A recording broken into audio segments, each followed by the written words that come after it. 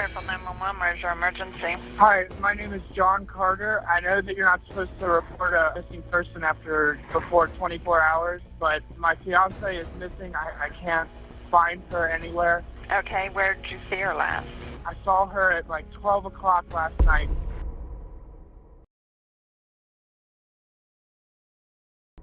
On August 14th, 2011, a haunting 911 call came through in Fairfield, Indiana. John Carter, age 23, reported his fiancée was missing from their townhome.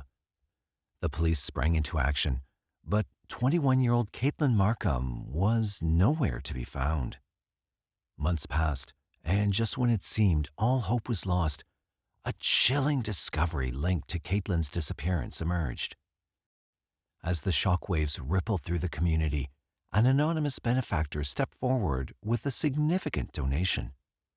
What clues did they uncover? And what twists does this case hold? Fairfield, Indiana is an intriguing area with several notable features. One interesting aspect is its rich agricultural heritage. Known as the seed corn capital of the world, Fairfield has a long-standing tradition of seed production. According to the FBI's Uniform Crime Reporting UCR program, the violent crime in Fairfield, Indiana in 2022 was 2.2 per thousand residents, which is lower than the national average of 4.5 per thousand residents. The number of people who have disappeared in Fairfield, Indiana in recent years is relatively low. According to the National Center for Missing and Exploited Children, there have been 10 people reported missing from Fairfield since 2018. Of these, 8 have been found safe and 2 remain missing. But it was here in this relatively peaceful county that Katelyn Markham was nowhere to be found in 2011. Katelyn Markham was born on August 16, 1990 in Hamilton County, Ohio. Little is known about her early life, but she studied graphic arts while also working at a bridal shop. Katelyn had a bright and cheery personality. She always wanted everyone around her to be happy and in a good mood. In 2010, 20-year-old Katelyn got engaged to 22-year-old John Carter, her long-term boyfriend. After she finished school, Katelyn and her fiancé, Carter, planned to move to Colorado. They'd been together for 6 years and engaged for 1. But an unexpected tragedy was awaiting to shock them. 3 days prior to Katelyn Markham's 21st birthday, on August 13, 2011, was the last time she was seen. Her fiancé, Carter, said he saw her around midnight on the 13th, but then couldn't get in touch with her all the next day. Gripped by panic, Carter also reached out to Katelyn's father, David Markham, and told him that Katelyn was missing. He immediately screamed into the phone, "Katelyn's missing." On the evening of August 14, 2011, the 911 emergency helpline received a call from Carter. Careful 911, where's your emergency? Hi, my name is John Carter. I know that you're not supposed to report a missing person before 24 hours, but my fiance is missing. I can't find her anywhere. Okay, where did you see her last? I saw her at like 12 o'clock last night. Car is still there. Her purse is still... Okay, and you're out there now? I'm heading out there now. I had been trying to get a hold of her, and I decided to go by her house to see if she was okay, and her car was still there, which is why I'm really freaking out. Okay, and you guys didn't have an argument or anything? Not at all. And the Sacred Heart Festival is going on right up the street, and there's a lot of questionable people there. It had been 18 hours since John Carter claimed to have last seen his fiancée, Katelyn Markham. When David heard the news, consumed by worry, he hurried to his daughter's place. There, he was met by Fairfield Police Department's Detective Rebecca Irvin, who had arrived swiftly in response to the distressing situation. Upon entering Katelyn's condo, Irvin began her thorough investigation, meticulously examining every corner. Yet nothing stood out as a clear indicator of what had transpired. There were no signs of forced entry, and no traces of a struggle within Katelyn's bedroom. There's no signs of forced entry into the townhome. We check the doors, check the windows, check everywhere. There's nothing that's jumping out. There's no signs of a struggle. As the investigators from the Fairfield Police Department delved deeper, they made a discovery. Katelyn's purse and car keys were found abandoned in the middle of her bed. The bedroom also harbored Katelyn's loyal companion, Murphy, her dog who had been locked in the room. It struck them as odd, since they were told that Katelyn had never locked up her beloved pet before this. Her purse and car keys were placed in the center of the bed, a detail that Detective Irvin couldn't ignore. The dog had been locked in her bedroom, which she's not usually locked in the bedroom, and he had gone to the bathroom in there. Her purse and her keys were smack dab in the middle of her bed. If I'm going to bed, I don't put something right in the middle of it. Nothing seemed to make any sense at all. It struck her as peculiar, since one doesn't typically arrange belongings like that before settling in for the night. The Fairfield police thought that something was amiss. Testimonies from friends and family further emphasized the oddness of the situation, as it was entirely out of character for Katelyn to go out without notice. With just 3 weeks remaining until her graduation from art school, her engagement to Carter, and their imminent move to Colorado, she appeared genuinely content and brimming with excitement for the future. This was not for her not to call anybody, for her not to do anything. I felt something was wrong. So, nobody could understand why Katelyn would run away from home. In the midst of this, the suspense surrounding Katelyn's mysterious disappearance grew. 20 heartbreaking months passed without a clue. But then, finally, there was a break in the case. On April 7, 2013, a husband and wife were scavenging for metal to recycle along Big Cedar Road in Franklin County, Indiana. As they searched, they stumbled upon a startling discovery. Just, digging through this little area here, picking up some metal, and here found a jawbone right on the other side of that little tree right there, right between them two little trees. Husband and wife that were looking for metal to recycle along Big Cedar Road in Franklin County, Indiana. While they were searching for the metals, they located some human bones, and I was called to investigate the remains. Alarmed, they promptly alerted the authorities, who arrived to investigate the remains.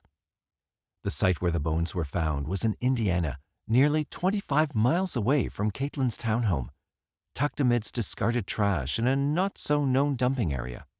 Crime scene investigators cleared away debris, uncovering multiple bones, including a skull and jawbone.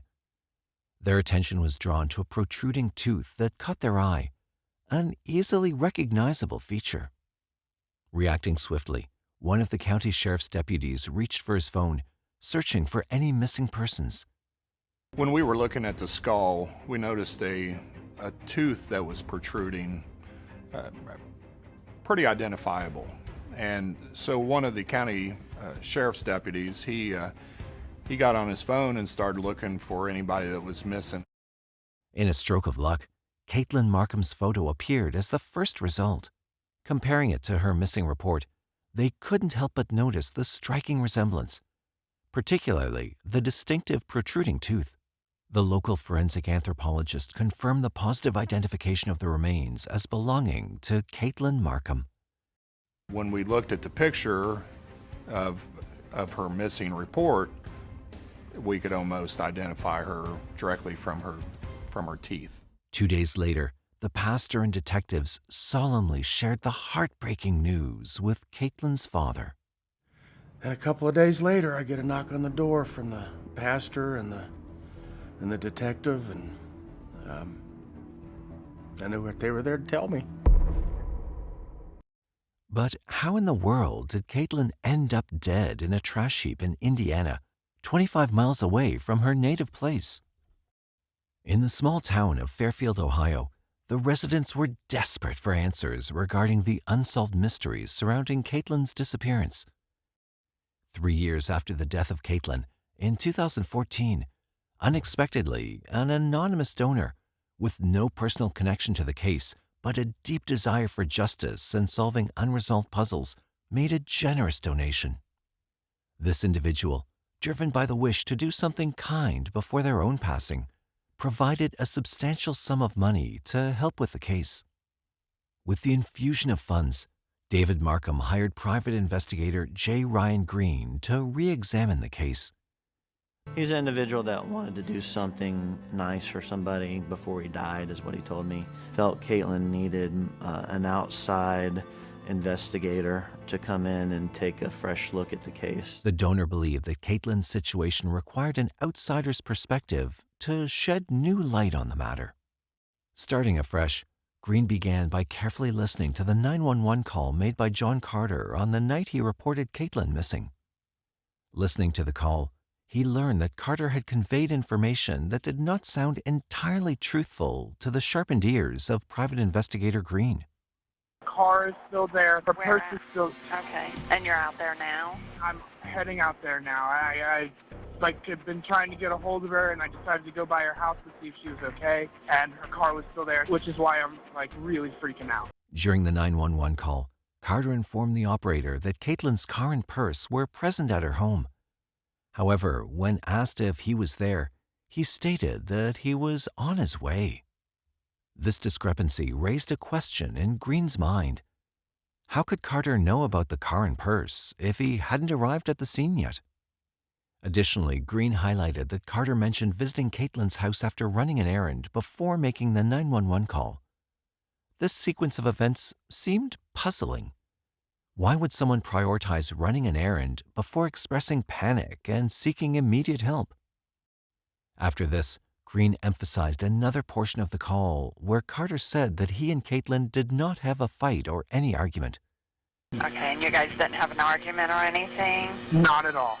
Green was aware that Kathlyn's best friend Michelle had provided a contrasting account of events, saying that Kathlyn and Carter had an argument 2 days prior.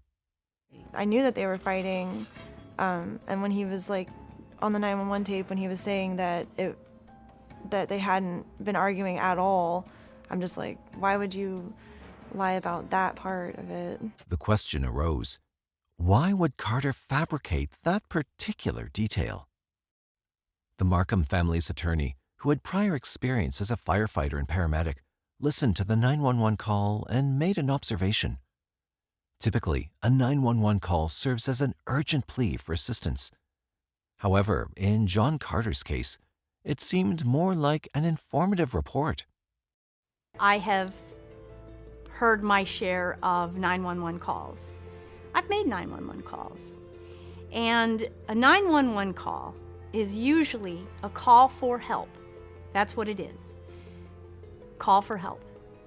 John Carter's call was a call to inform. And the Sacred Heart Festival is going on right up the street, and there's a lot of questionable people there. The lawyer also pointed out that Carter quickly put forward a theory, suggesting that some individuals at the carnival had taken his girlfriend. He immediately offered up a theory. You noticed an hour ago that your girlfriend isn't where she's supposed to be, and the carnies took her? I mean, that's a leap. However, this accusation seemed like a significant leap without substantial evidence. In short, Carter called 911 to inform them about a possible crime when he should have just stuck with the disappearance. Eventually, Kathlyn's fiancé underwent a voice stress analysis test, which reportedly yielded inconclusive results. He also took 2 polygraph tests, but the authorities did not disclose the outcomes, as it was still too early to draw any conclusions. Meanwhile, private investigator Green placed significant importance on the location where Kathlyn's body was discovered, considering it a crucial piece of the puzzle. The location where Kathlyn's remains were discovered turned out to be an illegal dump site. This meant that only a few people would be familiar with its existence. This was an illegal dump site where she was found. So somebody knew about the dump site and somebody just tossed her here like a piece of trash. However, someone who was aware of it chose to dispose of Kathlyn's remains there. In an insane turn of events, investigator Green made a significant discovery during his inquiry. He uncovered information indicating that the Carter family owned property in the vicinity of the dumping site. The proximity between the illegal dump site and John Carter's family home led Green to believe that this connection was more than just a mere coincidence. It troubles me a lot to know that, the Carter family has property in this area. The road leading to the dump site aligned with the route John Carter would have taken to reach his family's property. This fact caught Green's attention. This road is in close proximity to where John Carter would have traveled to go to his family's property. Furthermore, police investigators held the belief that Kathlyn met her demise in Ohio and her body was subsequently dumped in Indiana. Based on his investigation, Green developed a theory regarding the involvement of an accomplice in moving Kathlyn's body. He focused his attention on Brad Von Bargen, a friend of Carter's who was present at Kathlyn's apartment on the night she went missing, along with Carter. Notably, Brad had left the apartment earlier than Carter on the night Kathlyn disappeared. There was a friend at Kathlyn's apartment besides John Carter the last night she was seen. That friend left a little earlier than John did. Additionally, Green discovered that Brad had sold his cherished car, which he referred to as his baby, shortly after Kathlyn's remains were found in 2013. When questioned about the rushed sale, Brad claimed it was due to his urgent need to travel to North Carolina. He drove a car that he referred to as his baby. And I found out that he no longer had his baby. He sold it in 2013, just after Kathlyn was found. He sold it in a rush and said that he needed to leave to go to North Carolina. Delving further into the matter, Green managed to track down the car, a green 1997 Hector, which Brad had been driving on the night he departed from Kathlyn's home. The authorities conducted a luminol test on the car.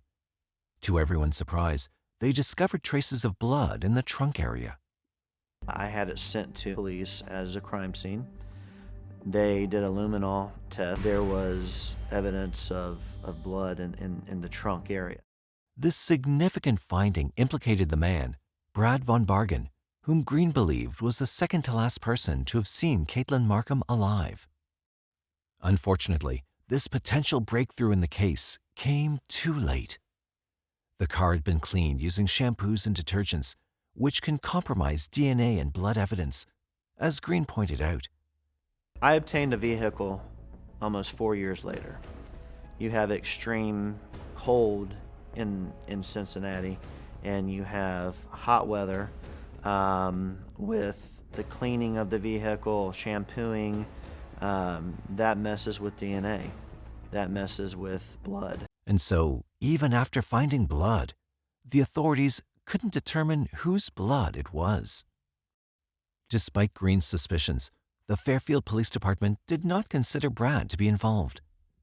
Detective Irvin clarified that no one could be officially cleared as the investigation was still ongoing. Green remained frustrated by the fact that the car had not been tested at the time of Kathlyn's disappearance, and consequently, the car angle was no longer a viable lead. Sometime later, Green obtained crucial evidence in the form of cell phone records from the night Kathlyn disappeared. These records, according to investigator Green, contradicted previous statements made by John Carter to the police. To further delve into the matter, Carter and his mother Karen joined Green and his team for an interview. Investigator Green meticulously compared cell phone records with Carter's previous interviews regarding the night Kathlyn disappeared. The first inconsistency investigated by Green was a text message that Carter claimed to have sent Kathlyn, saying "Good morning" on the day she went missing. However, the cell phone records obtained by Green indicated that no such message was sent. When confronted with this discrepancy, Carter insisted that he did send the text. But according to the Fairfield police, or according to my phone records, I didn't send her anything, but I could have swore that I had sent her a message. Carter's mother interjected and pointed out another anomaly in the cell phone records: the absence of the 911 call made by Carter. She rightly observed that if the 911 call was missing from the records, the text message incident could also be a result of a glitch or discrepancy. No, he made. Nobody's questioning that, and yet it doesn't show up. Okay. How can we say that just because something else isn't showing up, that there wasn't something else? Moving on, investigator Green turned his attention to a phone call Carter made to his friend Matt on the night Kathlyn vanished. Carter's statements to the police indicated that he was on the phone with Matt while driving up to Katelyn's townhome. He claimed to have noticed her car in the driveway, which raised concerns. Stop sign's here. You turn the corner, you go up into the drive, and you park, you walk across. Is that the way you remember it? Okay. However, a crucial detail emerged from the cell phone records. Carter ended the call with Matt and, just 38 seconds later, dialed Katelyn's father, David Markham, in a panicked state, declaring that Katelyn was missing. Called David Markham 38 seconds after you hung up with Matt. You wouldn't have even had time to go in the house for 38 seconds. If you're in the parking lot, you wouldn't have had a chance to even go into Katelyn's room in 38 seconds. The timeline presented a significant inconsistency. According to Green's analysis, it would have been impossible for Carter to park, enter Katelyn's house, search her room, and then call her father within a mere 38 seconds. The limited time frame suggested that Carter already knew Katelyn was gone before entering the house. Although Carter claimed not to remember the exact order of his phone calls, the cell phone records presented a clear sequence of events. In my investigative opinion, that he knew she was gone prior to him going into the house. Green believed that the records strongly indicated that Carter had prior knowledge of Katelyn's absence before entering the house. There were more discrepancies in the investigation of Katelyn Markham's death. David Markham was frustrated by these because, with the help of Green, he found out many details that the Fairfield Police Department could have acted upon, but chose not to.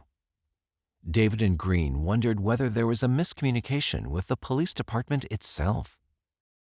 On December 18, 2015, David Markham held a press conference urging the transfer of the murder investigation of Katelyn to the Butler County Sheriff's Office. Markham requested the Butler County Sheriff Richard Jones to lead the investigation, but Jones decided to collaborate with the city police instead of taking it over completely. On August 16th, on what would have been Markham's 27th birthday, her family and friends came together at the Springfield Cinema Deluxe for the premiere of a documentary called Taken Too Soon, The Katelyn Markham Story. It was directed by Michael Crisp. They hoped that the documentary would provide further insights into the details surrounding her death. We want people to get to know her instead of just getting to know the face that was on all of these missing posters. This heightened the people's interest in the Katelyn Markham case, and they asked the police for answers. On November 15, 2016, the police took notice of another murder in Fairfield itself. Back in 2014, 15-year-old Chelsea Jones was stabbed to death. At that time, the police thought they'd caught the killer, but on trial, the killer was released due to a lack of evidence. Now, police were wondering whether Katelyn had been murdered by the same person who killed Chelsea. But again, the police did not arrest the person of interest due to a lack of evidence. The investigation continued, but it was leading nowhere. However, the police did not announce the case to be closed, so the case never officially went cold. In the month of July 2019, 23-year-old Ellie Week went missing in Fairfield, and the police asked everyone to come in and help. But on August 24, 2019, Week's body was found. It was similar to what had happened in Katelyn's case. The police arrested a suspect known to be Michael Strauss. After hearing this information, David Markham went on social media to post that there was no doubt that these two cases had a connection, and Strauss should be a suspect in Katelyn's case too. On August 28, 2019, the police did a 10-minute press conference just to say that there was no connection between the two cases. And Katelyn's case was once again put on the back burner. However, Michael Strauss was sentenced to 7.5 years in prison. On January 23, 2020, the Butler County Prosecutor's Office chose Michael Teague Moser as the lead investigator in the ongoing investigation. On August 18, 2020, the authorities took a drive from the illegal dumping site to Katelyn's townhome. They found two main routes to reach there. They also found that John Carter's father owned some properties around that area.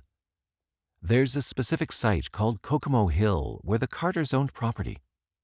The Big Cedar Road, where Katelyn's remains were found, fell in between Carter's home and Kokomo Hill. Carter had previously revealed that Katelyn sometimes went to parties at Kokomo Hill, where she used to hang out with Carter and his friends, specifically a friend named Jonathan Palmerton. Surprisingly, it was on August 18th itself that the authorities also found black-colored plastic sheets and landscaping materials at John Carter's residence. It seemed similar to the material in which Katelyn's remains were wrapped in. On October 8, 2020, the authorities spoke to the president of Advanced Laminated Housing Structures, whose company built the Kokomo Hill property for the Carters. He compared both the materials and confirmed that while the materials found at Carter's home and the material used to wrap Katelyn's body were similar, they were not an exact match. But while interviewing different experts in the industry, Gmoser found that this material was not something that a homeowner would normally possess. It was usually something that industry professionals would use. This material was also very durable, which is why Katelyn's remains were found inside of it even after 20 months had passed. The material had even endured a water stream that flowed near the dumping site. On January 28, 2021, John Carter was called again to take the polygraph tests. The investigators concluded that his answers were again deceptive. He'd also given deceptive answers in his previous polygraph tests. On March 29th and 30th, 2022, the police interviewed two teenage boys separately. They were Katelyn's neighbors. On the night of Katelyn's disappearance, both the teenage boys had snuck out of their house to go to the Sacred Hearts Festival and witnessed two vehicles, including a red Ford Focus believed to be driven by John Carter, entering the driveway and the garage of the house. It was around 2 a.m. The cars had their lights off, and they stayed in the garage briefly before leaving. This behavior raised suspicion, as intentionally driving without headlights is a red flag for law enforcement. The red Ford Focus, confirmed to belong to Carter through registration and his admission, was in the garage for about 5 to 15 minutes before heading out. On April 14, 2022, the police interviewed Jonathan Palmerton, who was a longtime friend of Carter's. He was also interviewed in 2011 and 2012. Both the interviews were compared, and the police found out that Palmerton had changed his statements and was being deceptive. On December 22, 2022, Gmoser interviewed a private investigator. Apparently, on August 16, 2011, 2 days after Katelyn's disappearance, Carter had called this private investigator and asked if she'd be interested in investigating the case. Carter had also asked her about the steps taken by the police in a murder investigation. The private investigator said that during their conversation, Carter talked about Katelyn in the past tense. This indicated that Carter already knew that Katelyn was dead, but her remains would not be found until 20 months after this conversation. From all these clues, it looked like the investigation was going in the right direction, and Carter appeared to be a suspect. On February 17, 2023, the Butler County Common Pleas Court ordered a search warrant to search John Carter's mother's residence that he'd lived in until 2021. They found drawing of angels in the woods in his home, and also surreal poetries written about death. These poems were in reference to a loved one, which they believed to be Katelyn Markham. It was on this day that the first arrest in the Katelyn Markham case was made. The police arrested Jonathan Palmerton on the counts of perjury as he'd lied to the investigators. Then, on March 22, 2023, the police arrested John Carter, suspecting him to be involved in the disappearance of Katelyn Markham. Following the grand jury's indictment for the murder of Katelyn Markham, John Carter was captured on body camera footage as he was taken into custody. At first, he expressed willingness to speak with detectives, but later he changed his mind and requested a lawyer. Carter entered a plea of not guilty and was released on a $1 million bond. The prosecutor in the case revealed that several writings were discovered in John Carter's home addressing themes of love and death. One particular passage found stated, "Deep down, I love her. You want to kill her, but I love her. She must die." Another message was scribbled on a door saying, "I slit your wrists with the key to your heart." Katelyn Markham's father, Dave Markham, who'd waited a long time for this, thought that they were finally on the right track. I've been let down too many times, though, to get too encouraged. It is a positive move. It is a good thing, but it's still not over. It's not solved.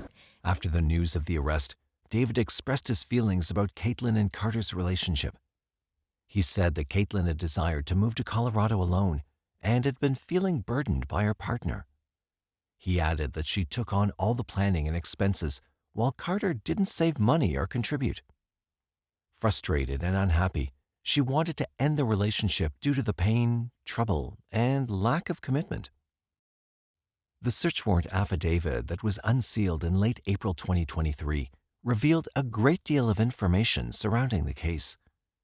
It mentioned that there were claims stating that John Carter and another person, whose name was redacted, disposed of Katelyn Markham's body.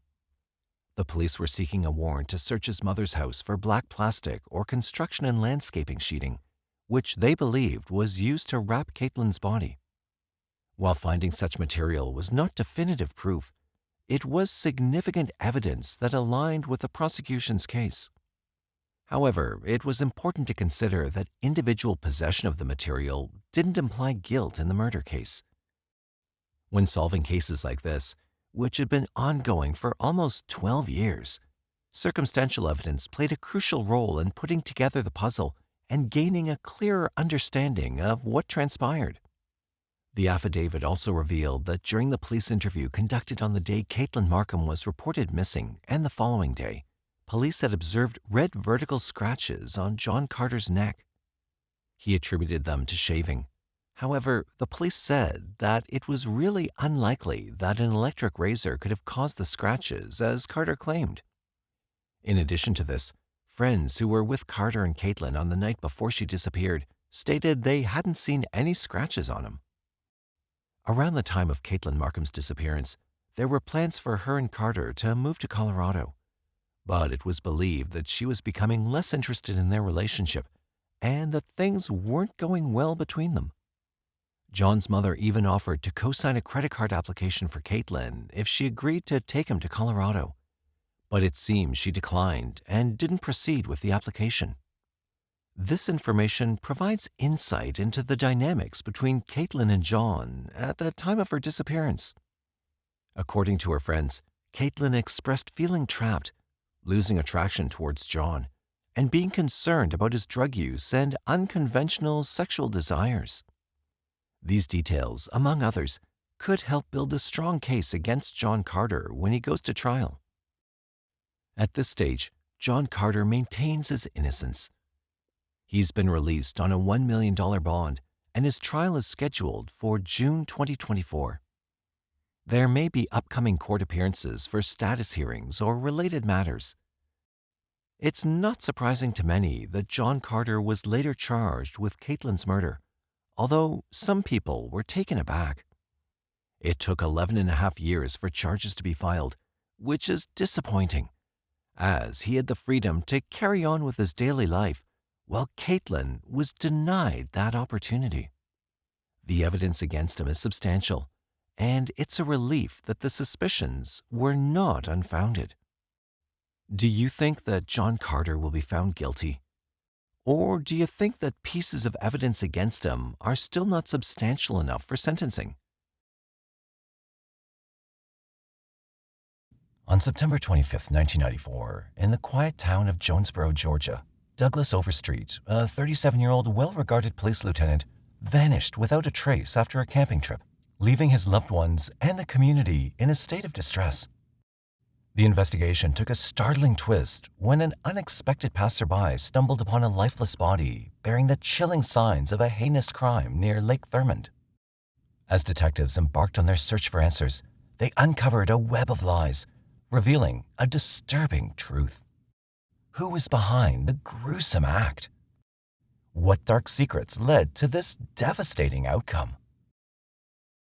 This case takes us to Jonesboro, a charming suburban city in Clayton County, Georgia, located about 15 miles south of downtown Atlanta. With a rich history dating back to the early 1800s, Jonesboro has transformed into a dynamic community with a diverse population. It offers a blend of residential areas, commercial districts, and natural beauty. The city boasts numerous parks, cultural attractions, and local businesses, providing ample opportunities for recreation and entertainment. Despite this, however, the crime rate in Clayton County is about 50% higher than the U.S. average. It was also the setting of a heinous crime that took place in September 1994. Let's first go back to the beginning, when Douglas Lee Overstreet entered this world on April 10, 1957. He grew up in northwest Atlanta in a working-class neighborhood, and all he ever wanted to do was be a police officer. He was the first child of Awen Leroy Overstreet and Inez Brannon Overstreet, a family filled with love and adventure. In the Overstreet household, young Douglas had two younger siblings to share his journey with: Edith Overstreet, the youngest sibling, who was 10 years younger than Douglas, and Michael Overstreet, the middle son, who was 6 years younger than Douglas. Douglas Overstreet was known as Doug by those who knew him. At 37 years old, he held a prominent position as a lieutenant in the Atlanta Police Department, instilling a sense of safety and order within the community. People go into police work for different reasons. A lot of people just want to have the power to push people around. That was not Doug. Doug was there because he wanted to help people. In addition to his law enforcement duties, Doug embraced a part-time role as a security guard at the lively Rio Bravo bar in Buckhead. But there was more to Doug than his professional life. He was passionate about adventure, and whenever he had time, he used to venture into the wilderness, indulging in his passion for camping. Armed with a camera, he loved to capture the beauty of his surroundings as a precious memory. With his gentle and friendly nature, Doug made it a point to connect with his neighbors, often extending warm invitations for tea and heartfelt conversations. In the year 1984, Doug, at the age of 27, found love and companionship when he married Candace Overstreet, a 40-year-old woman who already had 2 daughters. Candace had 2 daughters from a previous marriage. They were small children when he and Candace got married, so Doug was pretty much the father figure in their life. Their blended family included Brandy Overstreet, the elder daughter at 21 years old, who preferred the comforts of home and had a more introverted nature. Keisha Overstreet, on the other hand, was a vibrant 19-year-old college student. Douglas cherished his role as a stepfather, forming strong bonds with both Brandy and Keisha. Whenever he returned home, he'd bring thoughtful gifts to show his affection and make them feel special. On September 25, 1994, Doug eagerly embarked on a solo trip. However, as evening approached, Doug had not yet made his way back, as he was expected to return home by evening. As the hours ticked by and nightfall loomed, the growing unease settled upon the household, for there was no sign or communication from Doug. Growing increasingly worried, the family launched an extensive search, leaving no stone unturned in their efforts to find him. However, despite their best efforts, Doug remained elusive. It wasn't until 3 days later, on September 28, 1994, that his wife, Candace, reported him missing. An officer was sent to their residence in Jonesboro, Georgia, to speak with Candace and gather the complete account about Doug's disappearance. She went ahead and went to bed, and when she woke up the next morning, he wasn't there. By the afternoon, when he didn't show up, she started to worry. Candace informed the officer that Doug had embarked on a camping trip 3 days earlier, but there'd been no communication or update since then. Big question was, well, where's Doug? She says, I don't know. We went to the Georgia Tech game on Saturday, and then the last time that I saw him was when he was leaving that night. She'd contacted Doug's friends and employers, yet none of them had any information to share. However, the officer found it slightly peculiar that Candace had waited for 3 days before reporting Doug's disappearance. On Monday the 26th and maybe Tuesday the 27th, it was, I would say, more concern and worry and curiosity. But then by Wednesday, she was getting angry because I think she believed he ran off with a woman. Typically, spouses would promptly reach out to authorities, either on the same night or at least by the following morning, expressing concern for their missing partners. Intrigued by this aspect, the officer gently inquired about the nature of their relationship, hoping to uncover any potential underlying factors that might shed light on the unusual delay. But according to Candace, their marriage was nothing short of perfect, and Doug had a strong bond with his stepdaughters. However, she revealed that Douglas had been facing challenges in his professional life, such as being overlooked for a promotion and being caught up in the Georgia Bureau of Investigation, GBI, inquiry involving his unit.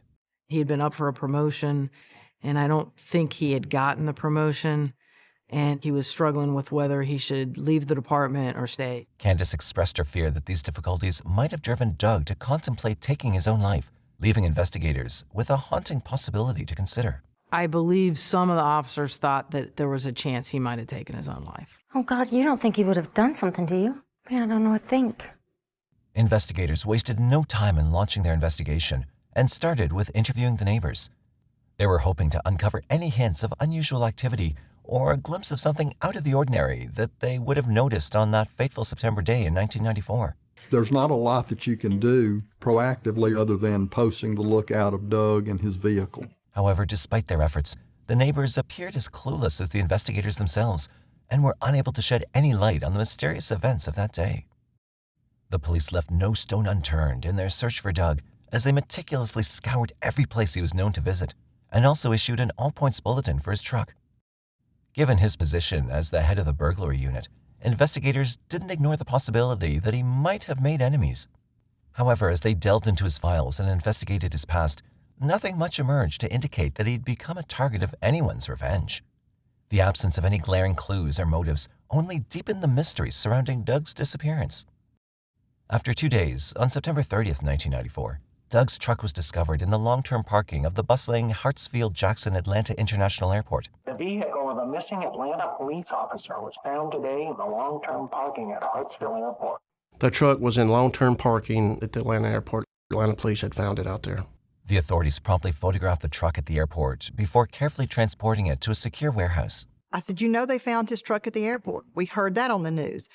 And I said, maybe he just got on a plane. And I kept trying to just run through scenarios of where could he possibly have gone. When the truck was found at the airport, that kind of confirmed the suspicions that he had taken off. Inside, they meticulously combed through every inch, searching for any potential clues that could shed light on Doug's whereabouts.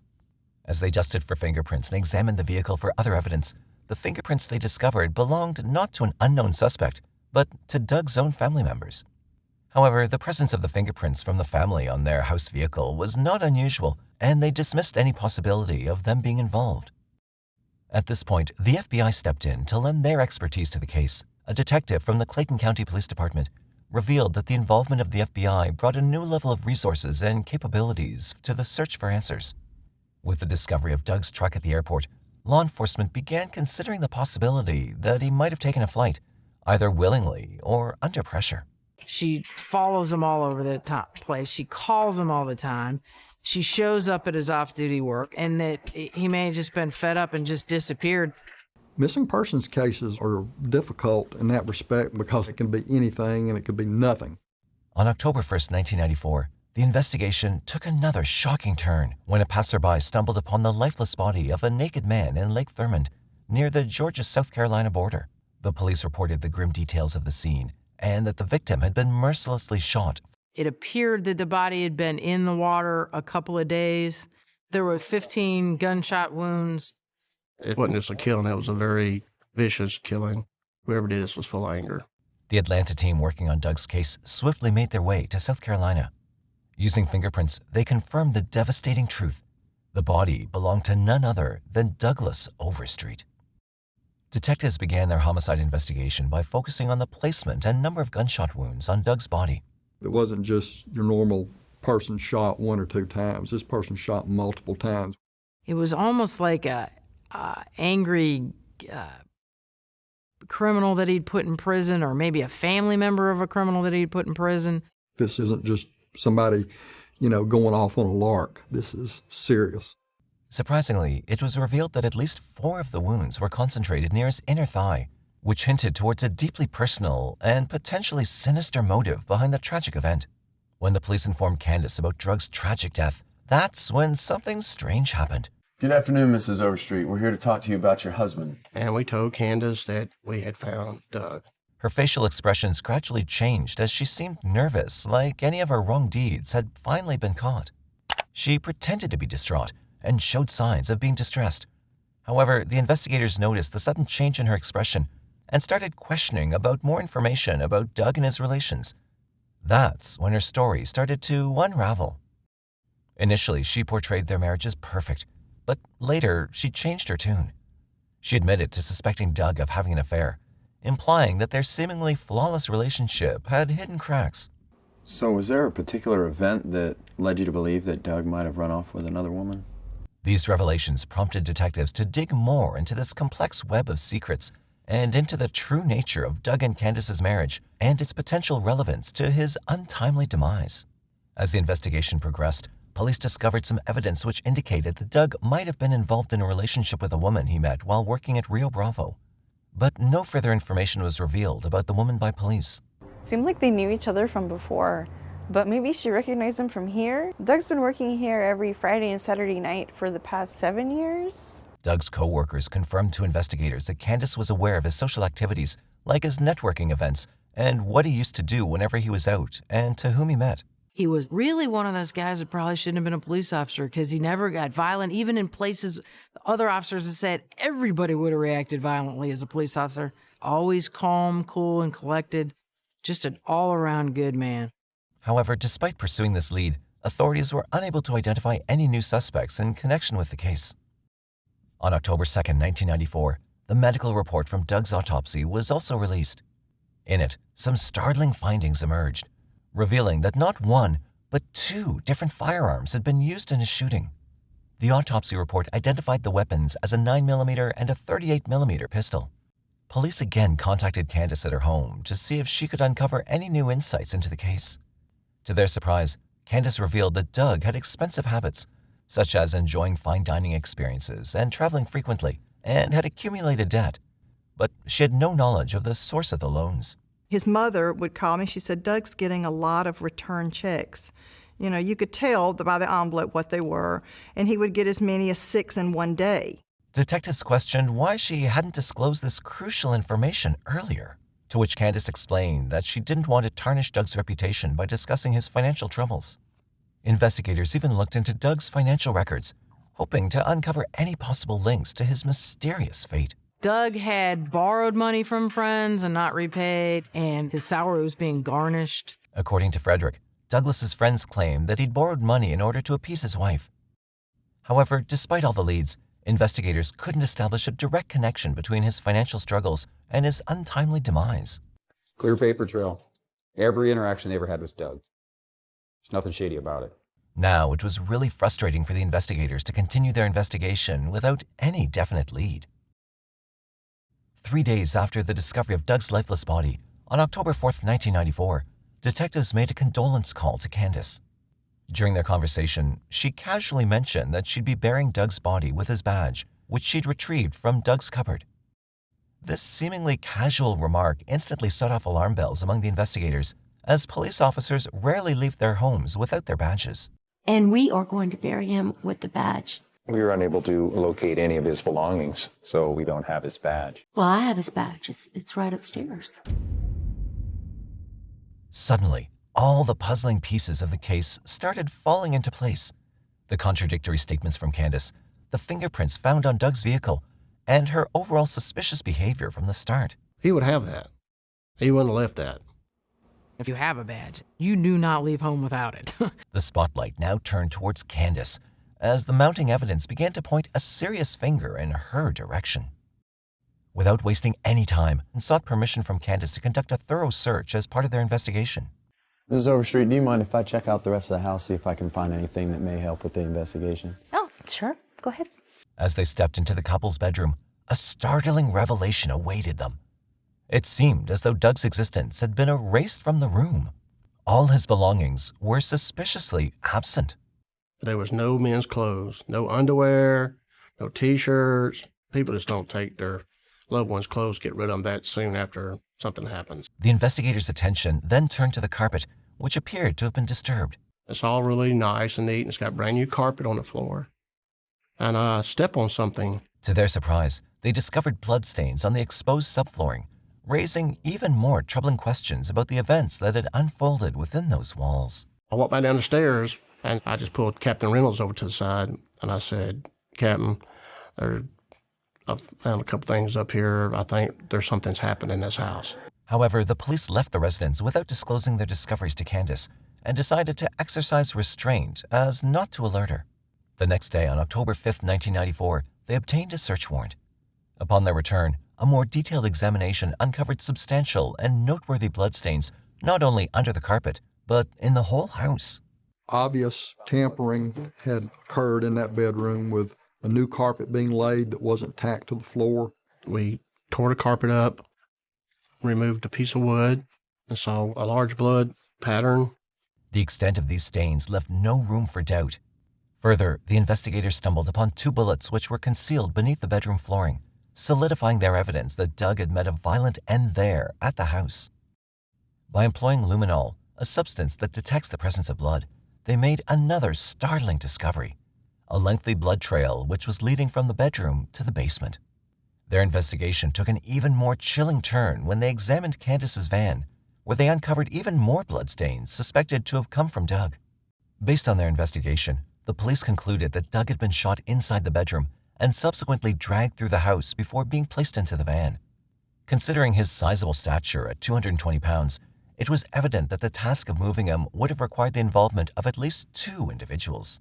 Doug's a big guy. He's well over 200 pounds. And then they've got to get rid of his body. In light of these findings, the authorities made the decision to bring in Candace and Brandy, Doug's stepdaughter, to the police department for further questioning. It's time we get some answers, don't you think?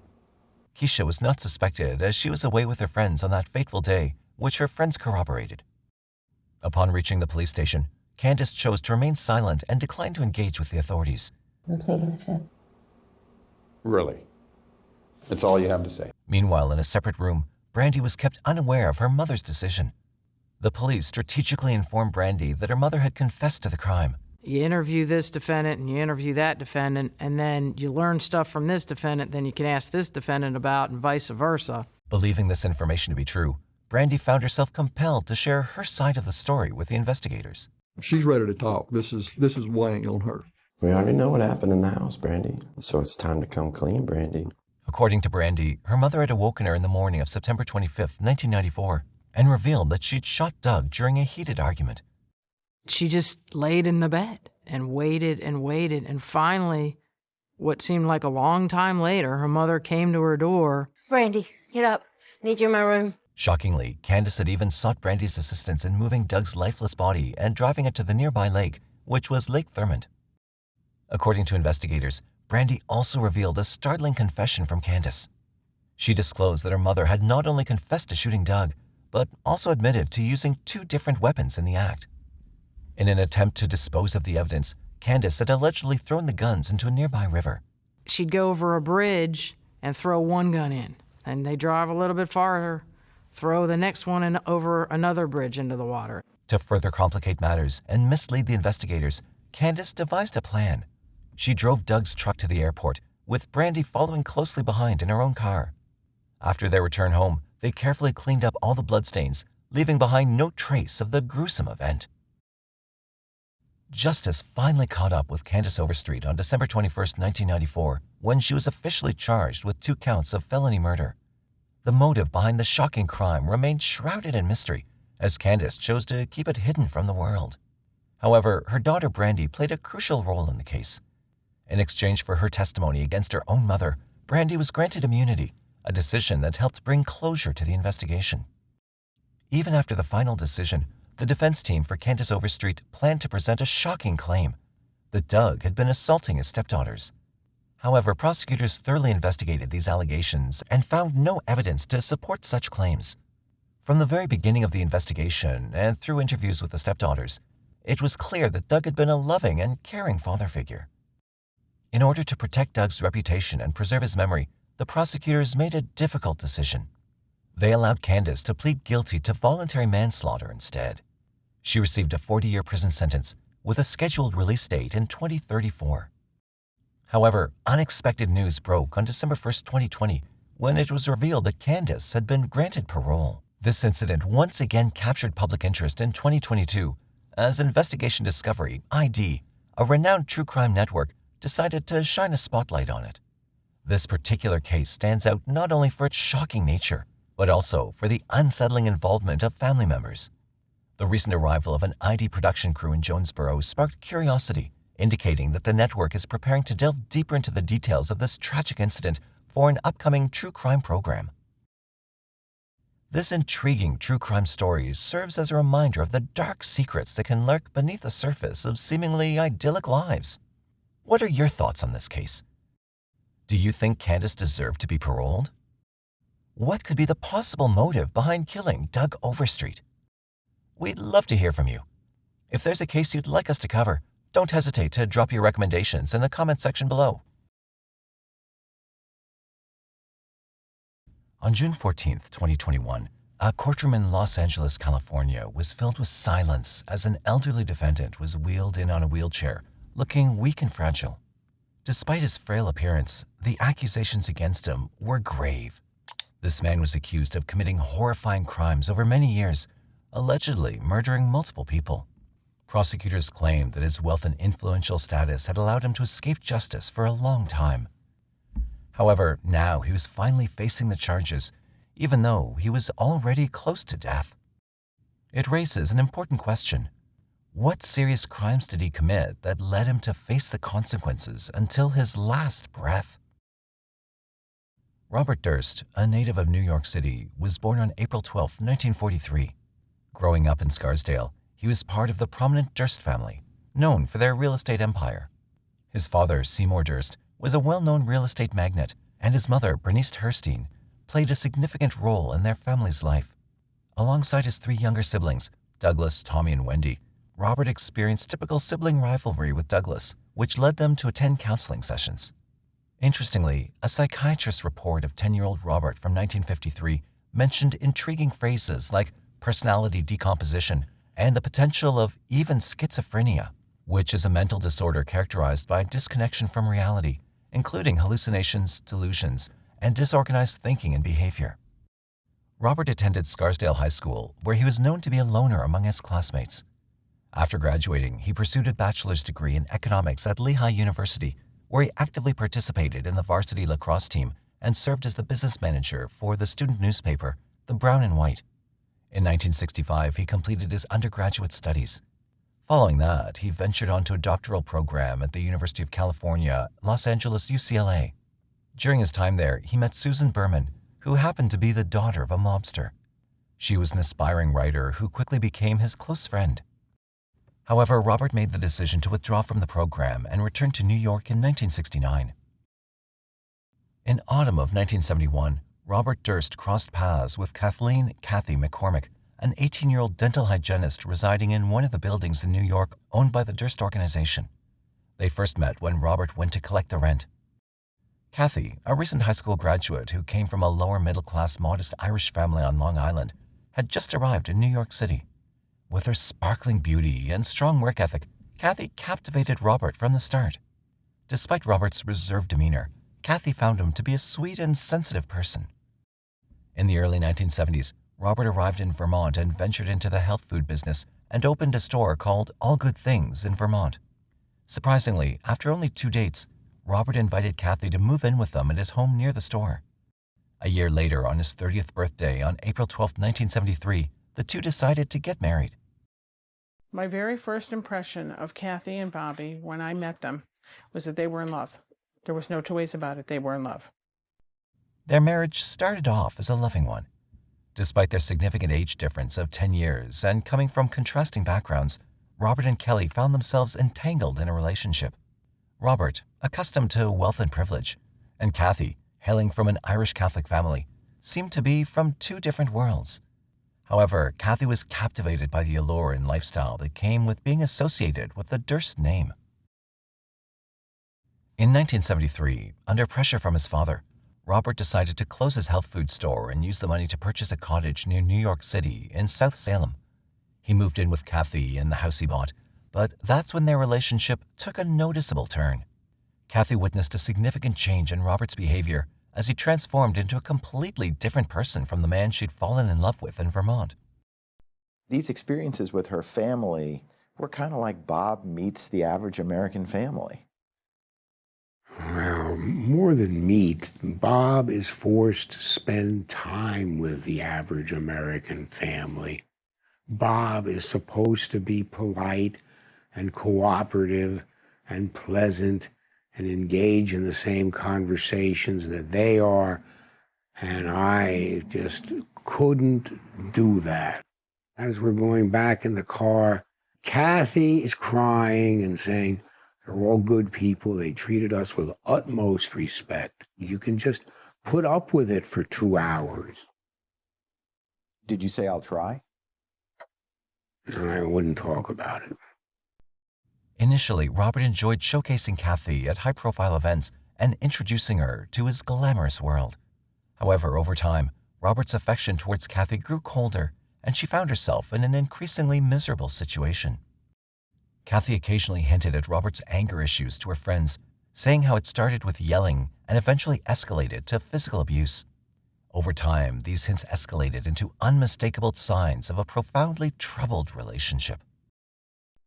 I was the dominant one in the relationship. I was making all the decisions, calling all the shots, as she would say. And, she went along with that for a while, and she just got tired of it.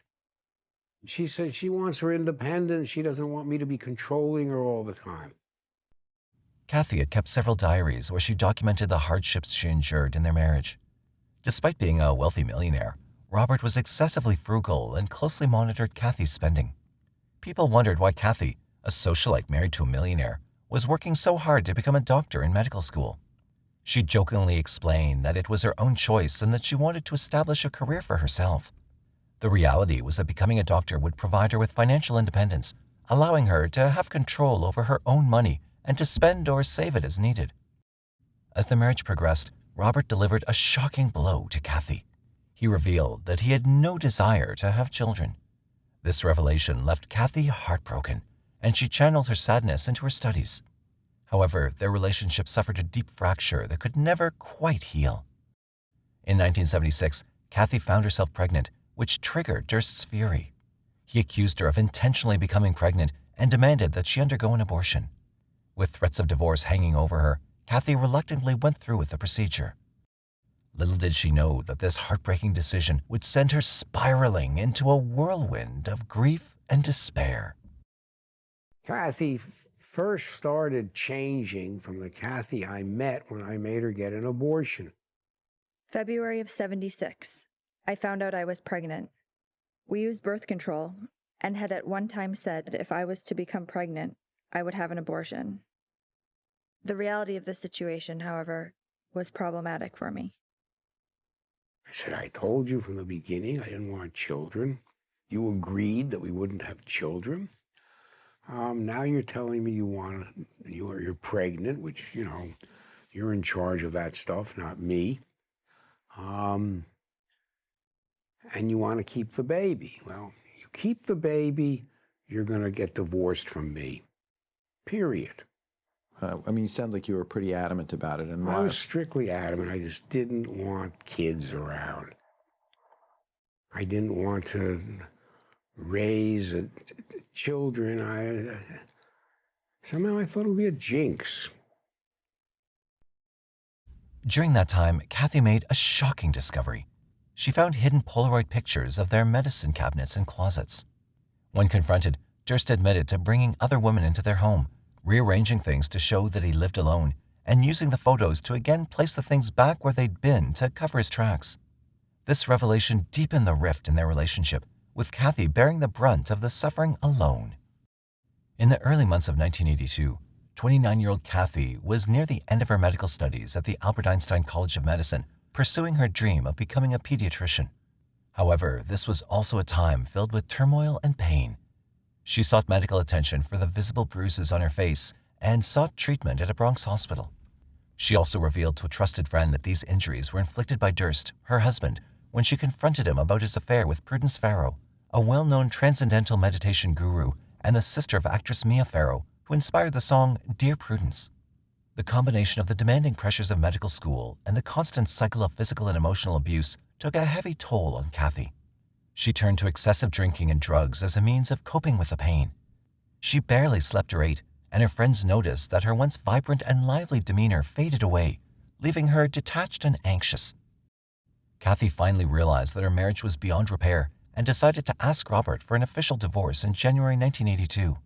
She knew that her wealthy and violent husband would do anything to protect his money. Kathy offered him a fair settlement of $250,000, but Robert refused. In retaliation, he canceled several of her bank accounts and credit cards and also threatened to ruin her financially. This would have jeopardized Kathy's dreams of completing medical school just months away from graduation. Faced with these challenges, Kathy had to back down, and they continued with their unhappy arrangement. It became clear that Robert was more interested in controlling Kathy than anything else. Kathy only needed to endure a little longer before she could finally escape from Robert's abuse forever. Sadly, Kathy would never have the chance to reach that moment. On the evening of January 31st, 1982, Kathy attended a party hosted by her friend Gilberto Nejami. She appeared disheveled and was not acting like her usual self. Instead of her usual stylish attire, Kathy wore something casual and seemed visibly upset. Later that night, Robert called Nejami's house looking for Kathy. After a brief phone conversation, Kathy announced that she was leaving. Before walking out the door, she turned to Nejami and made a chilling statement. She asked Nejami to promise that if anything ever happened to her, she'd make sure her husband Robert was investigated.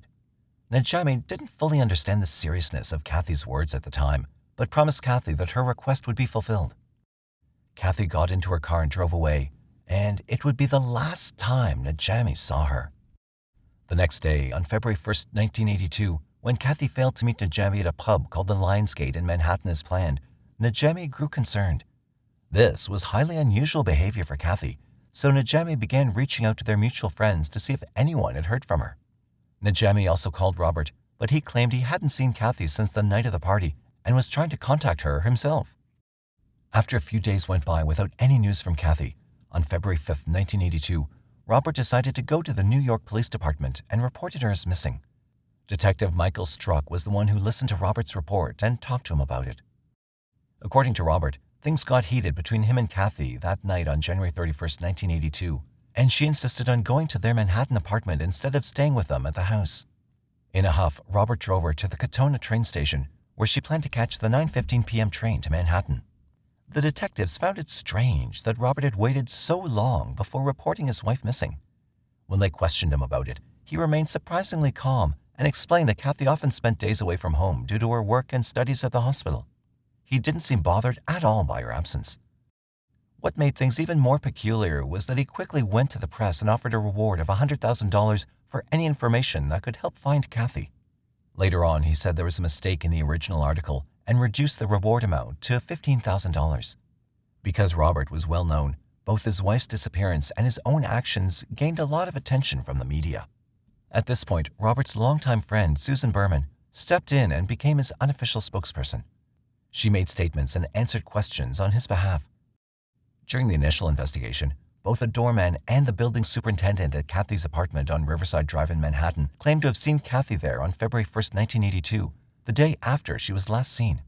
However, the doorman admitted that he only saw her from a distance and from behind, so he couldn't be sure it was her.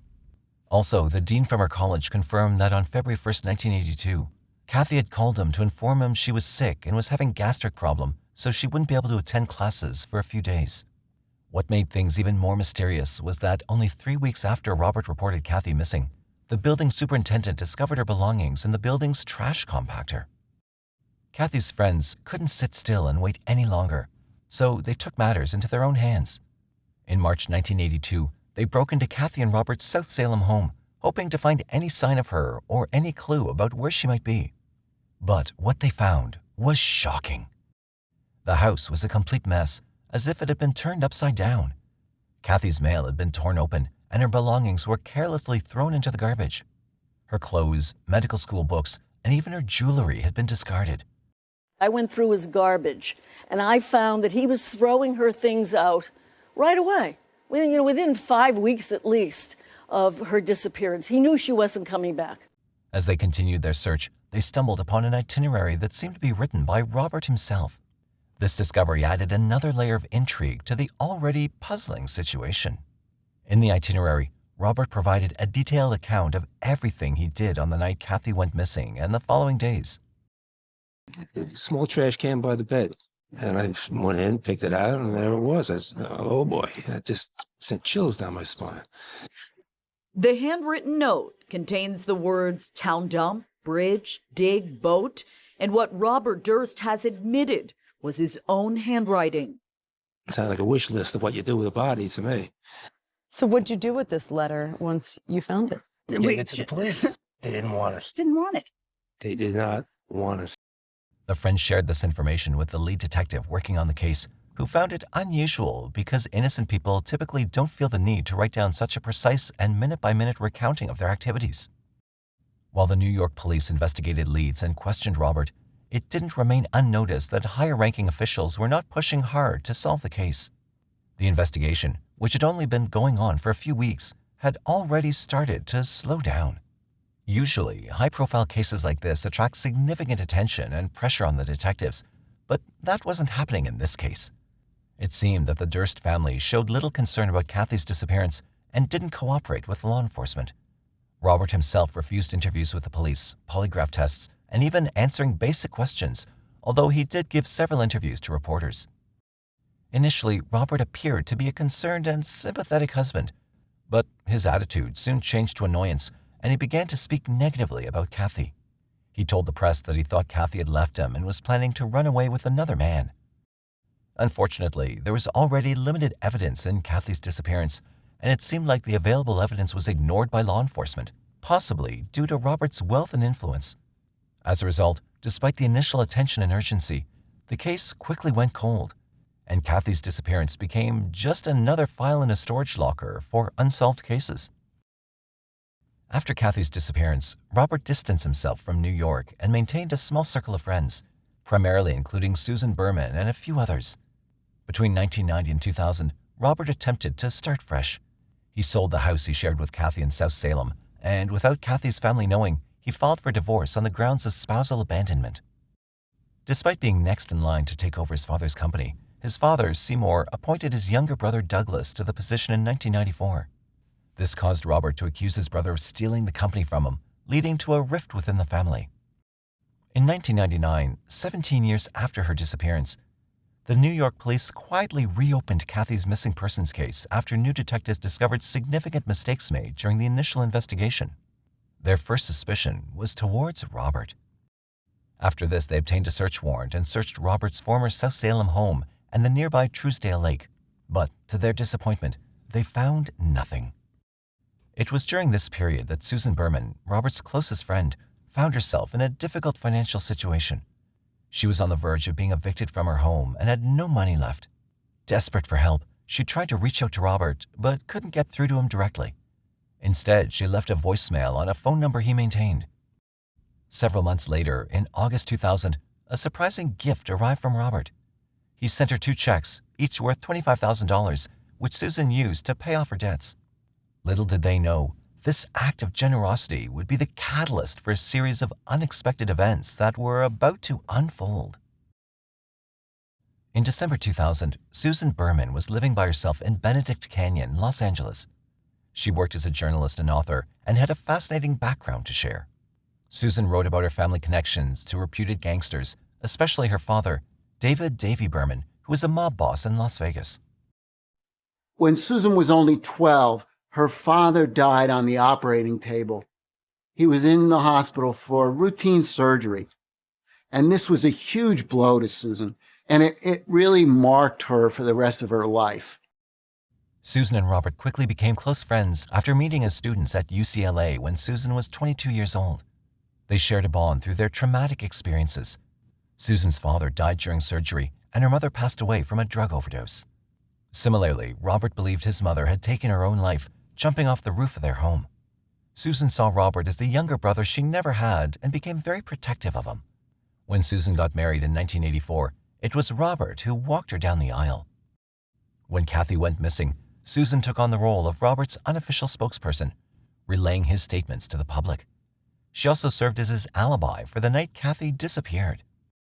In September 2000, the Westchester District Attorney, Janine Porto, contacted Susan and informed her that they were about to reopen the Kathy Durst case after 18 years.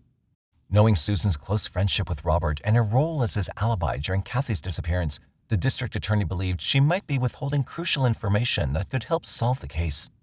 Since Susan had never been interviewed during the initial investigation, the interview is scheduled to take place early in the new year. Surprisingly, the news of the district attorney's intention to interview Susan made headlines in New York. On December 19, 2000, Susan spoke with her friend, actress Kim Langford, and hinted at having an extraordinary story and vital information that would shake things up. Unfortunately, the day to reveal that information never came. MSD operator 348. Yes, hi. I live in Bennett Canyon, and my next door neighbor, one of our other neighbors, found her dog on the street yesterday. Her car is in the driveway. She's not answering her door. There's packages on her doorstep. She's not answering her phone. Her back door is wide open. So I don't know what's going on. On December 24, 2000, police found Susan Berman's lifeless body lying on the floor in a back bedroom of her house, which was located at 1527 Benedict Canyon Drive in Beverly Hills.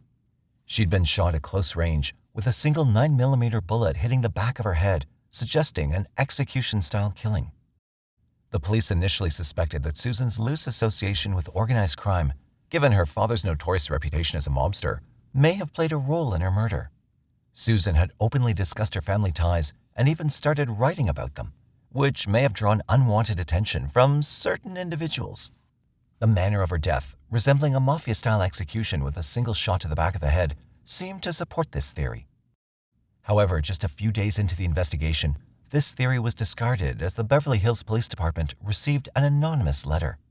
The letter was written in block letters, and interestingly, the word Beverly was misspelled. Inside the envelope was a white piece of paper with Susan's address written on it and the word cadaver written below.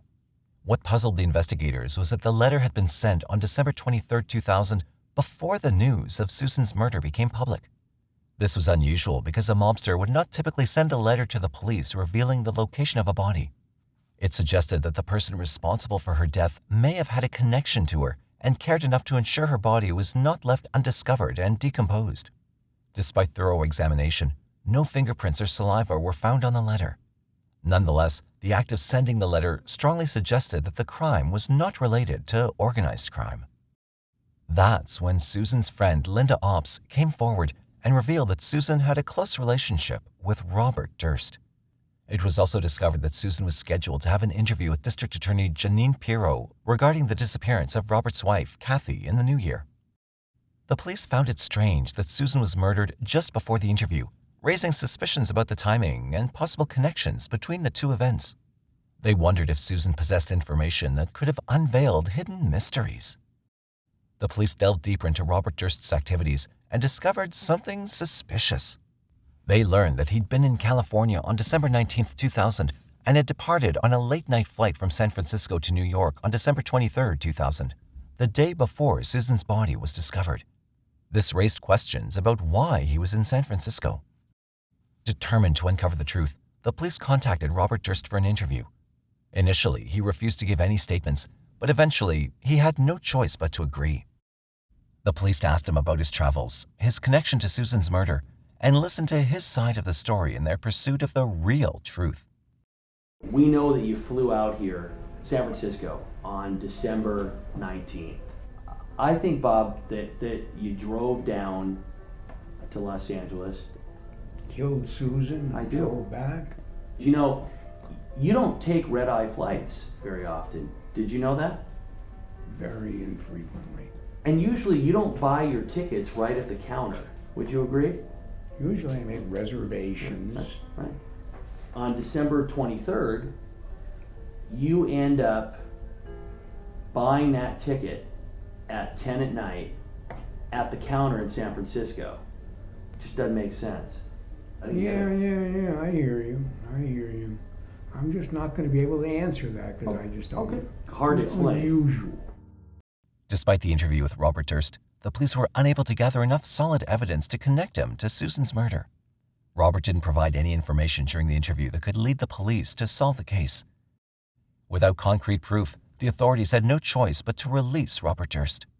The investigation into Susan's murder hit a roadblock, leaving the police frustrated and searching for new leads to unravel the mystery. Robert decided to leave New York when he learned that Kathy's case was going to be reopened. He wanted to avoid any further questioning and investigations into the case. In April 2001, he found refuge in Galveston, Texas, where he rented a modest apartment for a mere $300 per month. However, fate had more surprises in store for him. Another unfortunate event unfolded, adding yet another twist to the already mysterious tale. On September 30th, 2001, the police in Galveston, Texas received a call from concerned parents reporting that their child had seen a man's torso floating in the water off Channel View Drive while walking in an upper-middle-class neighborhood. The police quickly arrived at the scene and discovered a headless torso of a Caucasian man. As they searched the water, they found several black trash bags floating nearby, which contained severed arms and legs, but the head was nowhere to be found. Through fingerprints taken from one of the hands, the police identified the remains as belonging to a 71-year-old man named Morris Black. Morris lived in an apartment building on 2213 Avenue K and had no contact with his family. He'd arrived in Texas in the mid-1990s and had a previous arrest in 1998 for making threats about blowing up a utility company over an electricity bill issue. People who'd met Morris in Galveston described him as a grumpy old man who was suspicious of everyone. His nomadic lifestyle made it difficult to track his timeline of events over the years. The police obtained a search warrant for Morris's apartment and discovered that it had recently been thoroughly cleaned. In the kitchen, they noticed drop cloths covering the floor, and when they moved them, they found scratches on the floor that seemed to be made by a saw or another cutting tool. Removing the laminate, they uncovered large bloodstains underneath. They spread a substance called luminol throughout the apartment, which revealed blood traces everywhere, including drag marks leading from Morris's apartment to the one across the hall. The apartment across the hall belonged to Dorothy Signer, an elderly mute woman who kept to herself and was rarely seen. Investigators obtained a search warrant for Dorothy's apartment and found blood throughout the place. Unlike Morris's apartment, this one hadn't been cleaned, and there were dried blood splatters all over. They also discovered a paring knife, a cleaver, a handsaw, and a pistol, which was suspected to be the murder weapon.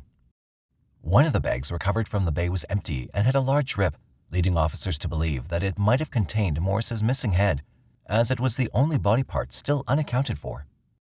At this point, Dorothy Signer was missing, and the police focused on locating her. They discovered that Morris had likely been killed in Dorothy's apartment and dismembered in his own apartment. This raised a puzzling question. How could an elderly woman drag a man from one place to another and dismember him? Investigators spoke to residents of the avenue, and an upstairs neighbor revealed that she'd seen a man frequently visiting Dorothy's apartment. On the night of September 29, 2001, she witnessed this man carrying a heavy trash bag and putting it into a Honda CR-V. Additionally, when the police searched the garbage cans near the avenue, they found packaging for a 4-inch paring knife, a shell casing that could potentially belong to the pistol found in Dorothy's apartment, and a receipt from a local optometrist with Robert Durst's name on it. This discovery surprised the investigators as they wondered if Robert, along with Dorothy, was somehow connected to Morris's murder. To uncover the truth, the investigators checked the national database for information on Dorothy. On October 2, 2001, they were finally able to locate her. Surprisingly, she denied living in Galveston, Texas, and revealed that she was not mute. When asked about the second suspect, Robert, she admitted knowing him from their high school days in the 1950s. However, she hadn't spoken to him in decades and had no idea why an apartment was rented under her name. This raised suspicions about Robert's involvement in Morris's murder. On October 9, 2001, a Honda CR-V matching the description of the neighbor from Avenue K was discovered, and a search of the vehicle uncovered a saw and visible blood in the trunk. Finally, at 58 years old, for the first time, Robert Durst was arrested and charged with the murder of Morris Black.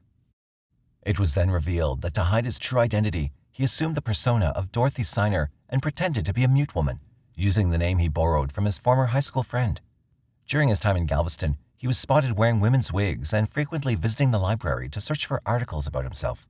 He was held on a hefty bail amount of $300,000, which he easily paid and secured his release from custody. Surprisingly, he had no trouble paying this amount and was granted bail. However, instead of attending his court date on October 16, 2001, he quickly left Texas and went on the run. As a result, he was declared a fugitive by failing to appear in court as scheduled. After Robert became a fugitive, a search was initiated to find him. In the search for Robert Durst, a lawyer is asking him to surrender. Attorney Michael Kennedy made an appeal to him to turn himself in. Robert, if you see this or hear this, please come home. You have loved ones who care about you here in New York. Your family is solidly, unifiedly behind you. The trust has the wherewithal to pay for your legal defense.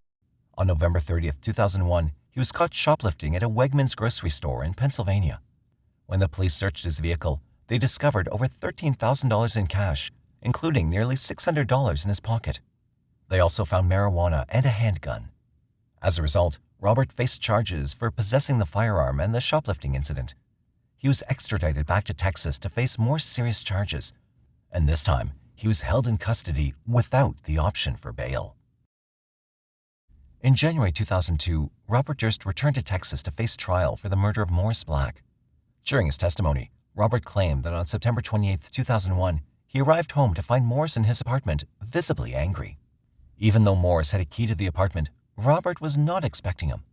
Robert stated that he immediately suspected Morris of taking his stored pistol from the oven, and when he asked Morris about it, Morris allegedly stood up and pointed the gun at him. Robert asserted that in the struggle that ensued, he grabbed the pistol and both of them fell to the ground, resulting in the gun accidentally going off. Robert maintained that he never intentionally pulled the trigger, but the gunshot caused Morris's death. Robert claimed that after the incident, he tried to seek help from a neighbor, but nobody answered, so he returned to his apartment and began cleaning up the blood himself. He admitted to drinking a bottle of Jack Daniels and then proceeded to dismember Morris's body. He later disposed of the body parts by dumping them in the Galveston Bay. Robert explained that he did not go to the police because he believed they wouldn't believe his self-defense claim due to his past reputation and the suspicious circumstances. With the help of skilled defense attorneys, Robert's legal team presented evidence in court to support his case of acting in self-defense. Despite the substantial evidence, on November 11, 2003, Robert was found not guilty of Morris's death and was acquitted of the charges. The trial ended with a shocking outcome. Initially, Robert had to post a bail of $450,000 due to his past bail jumping and tampering with evidence. However, in October 2004, just as he was about to be released on parole, Pennsylvania authorities charged him with weapons possessions related to his time as a fugitive. He was released from federal prison in July 2005 and sent to Texas for parole. But Robert had trouble staying in one place. In December 2005, he was arrested for violating his parole by making unauthorized trips to Galveston. He was caught after visiting a Texas mall where he coincidentally encountered the judge who had presided over his murder trial. In February 2006, Robert was released from prison, and his parole supervision ended 9 months later. Once again, he became a free man. 4 years later, Robert's notorious actions became the subject of a movie called All Good Things, which was loosely based on his life. The film, starring Ryan Gosling and Kirsten Dunst, premiered in December 2010. It portrayed a man who killed his wife's best friend, neighbor, and dog. After watching the movie, Robert reached out to the director, Andrew Jarecki, and praised the film, but expressed his dislike for the portrayal of the dog's murder. Robert and Andrew stayed in touch over the years, and despite his lawyer's advice against it, Robert eventually agreed to be interviewed for a documentary series about his life called The Jinx, The Life and Deaths of Robert Durst, which was produced by HBO. Did not tell the whole truth. Nobody tells the whole truth. Did you have anything to do with the death of your wife?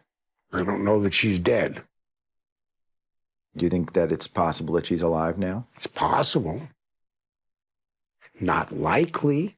I felt terrible for Susan. I was astonished that they were putting all this together, that I did it or I caused it to be done. An interview is a big risk for you. Why do you want to do an interview? During the interview, Robert vehemently denied having any involvement in the murder of Susan or the disappearance of Kathy, firmly maintaining his innocence. Afterward, a series of interviews followed, leading to the creation of one of the most influential true crime documentary series, HBO's The Jinx, which was aired on February 8, 2015. In this series, Andrew and his team carefully examined every aspect of Robert Durst's life, starting from his childhood to his marriage with Kathy and the circumstances surrounding her disappearance, as well as the murder of Susan Berman. The documentary also covered Robert's trial for the killing of Morris Black. As the documentary series progressed, an intriguing development unfolded. It began with Robert providing explanations for certain events that Andrew found suspicious. However, as the series continued, the doubts surrounding Robert grew stronger. The most significant revelation occurred during an interview with Sareb Kaufman, Susan Berman's stepson. Initially, Sareb staunchly defended Robert and believed he could never harm Susan. Even when presented with a clear motive for Robert's potential involvement, Sareb refused to entertain the possibility. However, weeks later, in March 2015, Sareb's curiosity was piqued by his conversation with Andrew, prompting him to explore some old boxes containing Susan's belongings. To everyone's astonishment, including the production team, Sareb discovered a letter sent by Robert to Susan a few months before her death. The letter, a simple white envelope with block lettering, had the word Beverly misspelled. This finding significantly impacted the investigation into Susan's murder. During this entire time, both the Beverly Hills Police Department and the New York City Police were actively searching for leads in the cases of Susan Berman and Kathy Durst. When the crew of the Jinx contacted the Beverly Hills Police Department about the letter found by Sareb, it sparked alarm as it connected to the initial investigation into Susan's murder. This newfound evidence revitalized the investigators, prompting them to fly to New York and interview individuals close to Robert during the time of Susan's murder. These interviews provided police with additional evidence, leading to the filing of murder charges against Robert Durst. He was eventually located in a hotel in New Orleans, along with a .38 caliber revolver, $40,000, a map of Cuba, a shoulder-to-head latex mask, and fake IDs and passport, from which police understood that he was planning to fly to Cuba. He was arrested by the FBI in March 2015, just a few days before the highly anticipated finale of The Jinx aired on HBO. He's the infamous heir to one of the country's wealthiest real estate families, long suspected in connection with a pair of murders and a disappearance dating back decades. Tonight, Robert Durst is behind bars, arrested overnight in the lobby of a New Orleans hotel, accused of killing a female friend in Los Angeles 15 years ago. The investigation got a boost in recent weeks thanks to new evidence revealed in a documentary series that Durst willingly participated in. Law enforcement sources say they feared Durst, who was using a fake name, was a flight risk. The next morning after his arrest, Robert had a court hearing where he was held on bail until an extradition hearing. In November 2016, he was moved to the Los Angeles County Jail to await trial for the murder of Susan Berman. On March 2020, Robert appeared in court for the start of his trial, which was anticipated to last for several months. However, due to the COVID-19 pandemic, the proceedings were postponed until May 17, 2021. On May 17th, the jurors were asked if they could still be fair and impartial in the case despite the long break of 14 months. One juror was dismissed for not following the court's instructions to avoid following the trial in the news during the pandemic break. During a discussion about the content of the opening statements, the defense attorney, DeGuerin, and the prosecutor, Lewin, got into a loud argument and had to be separated by another defense attorney, David Chesnoff. They were then scolded by the judge, Mark Wyndham. On June 10, 2021, Robert Durst was found in a condition where he couldn't get up from the floor without help in prison. He was taken to the hospital, and the judge decided to send the jury home until June 14th. The prosecutor, Lewin, suspected that Robert might be pretending to be sick in order to cause a mistrial. Lewin mentioned that Robert had previously talked about faking dementia or using COVID-19 as a reason for a mistrial in his phone calls from jail. After the emergency hospitalization, doctors from the jail determined that Robert was able to appear in court. On June 14, 2021, the trial resumed, and Robert, unable to dress himself, arrived in court in his wheelchair, wearing a jail uniform and covered with a large blanket. It was during this time that he was questioned about the murders. On June 28, 2021, Robert's brother Douglas took the stand as a witness for the prosecution. On September 17, 2021, the jury found Robert guilty of first-degree murder in the case of Susan Berman. This meant he could potentially receive a life sentence. He was also convicted on multiple special charges. Robert's lawyers expressed disappointment with the verdict and stated they'd explore all available options for appeal. On September 24th, Robert's legal team filed a motion requesting a new trial. Their arguments mirrored those presented during the original trial, claiming that there was no physical evidence, the credibility of prosecution witnesses were questionable, and the entire case relied on an unproven theory. On October 14, 2021, Robert received a life sentence in prison with no chance of parole for the murder of Susan Berman. The court denied Robert's request for a new trial, as there was ample evidence that pointed to his guilt in the case. On January 10, 2022, at the age of 78, Robert passed away due to a heart attack at San Joaquin General Hospital in Stockton, California. He was undergoing medical tests at the time of his death.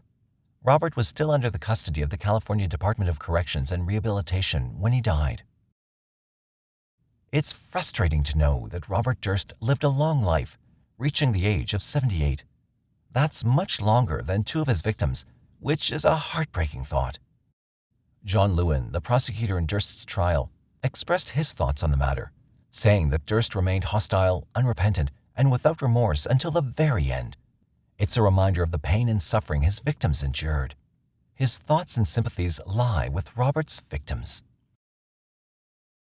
From the unresolved disappearance of his first wife, Kathy, to the shocking murders of Susan Berman and Morris Black, Durst's story has been a chilling tale of deceit and violence.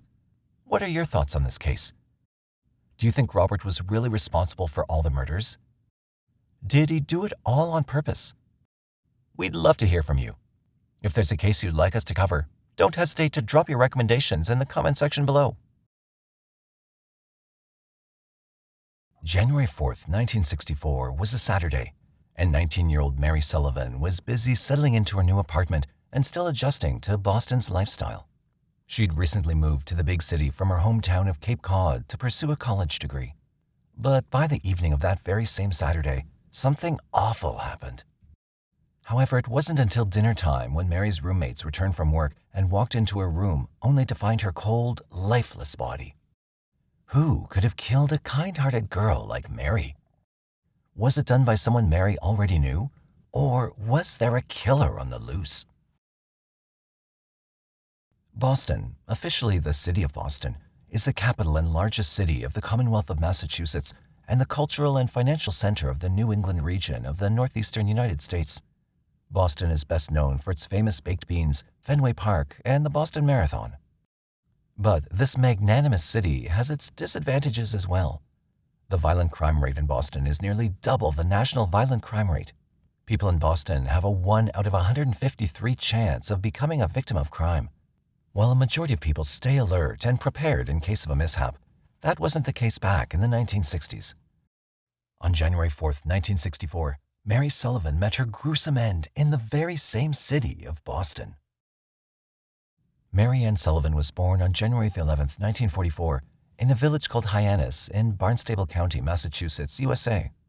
Mary, along with her sister Diane Dodd and two brothers David Vincent Sullivan and John Michael Sullivan, was brought up by their parents Loretta Madden Sullivan and John Thomas Sullivan in the city of Cape Cod.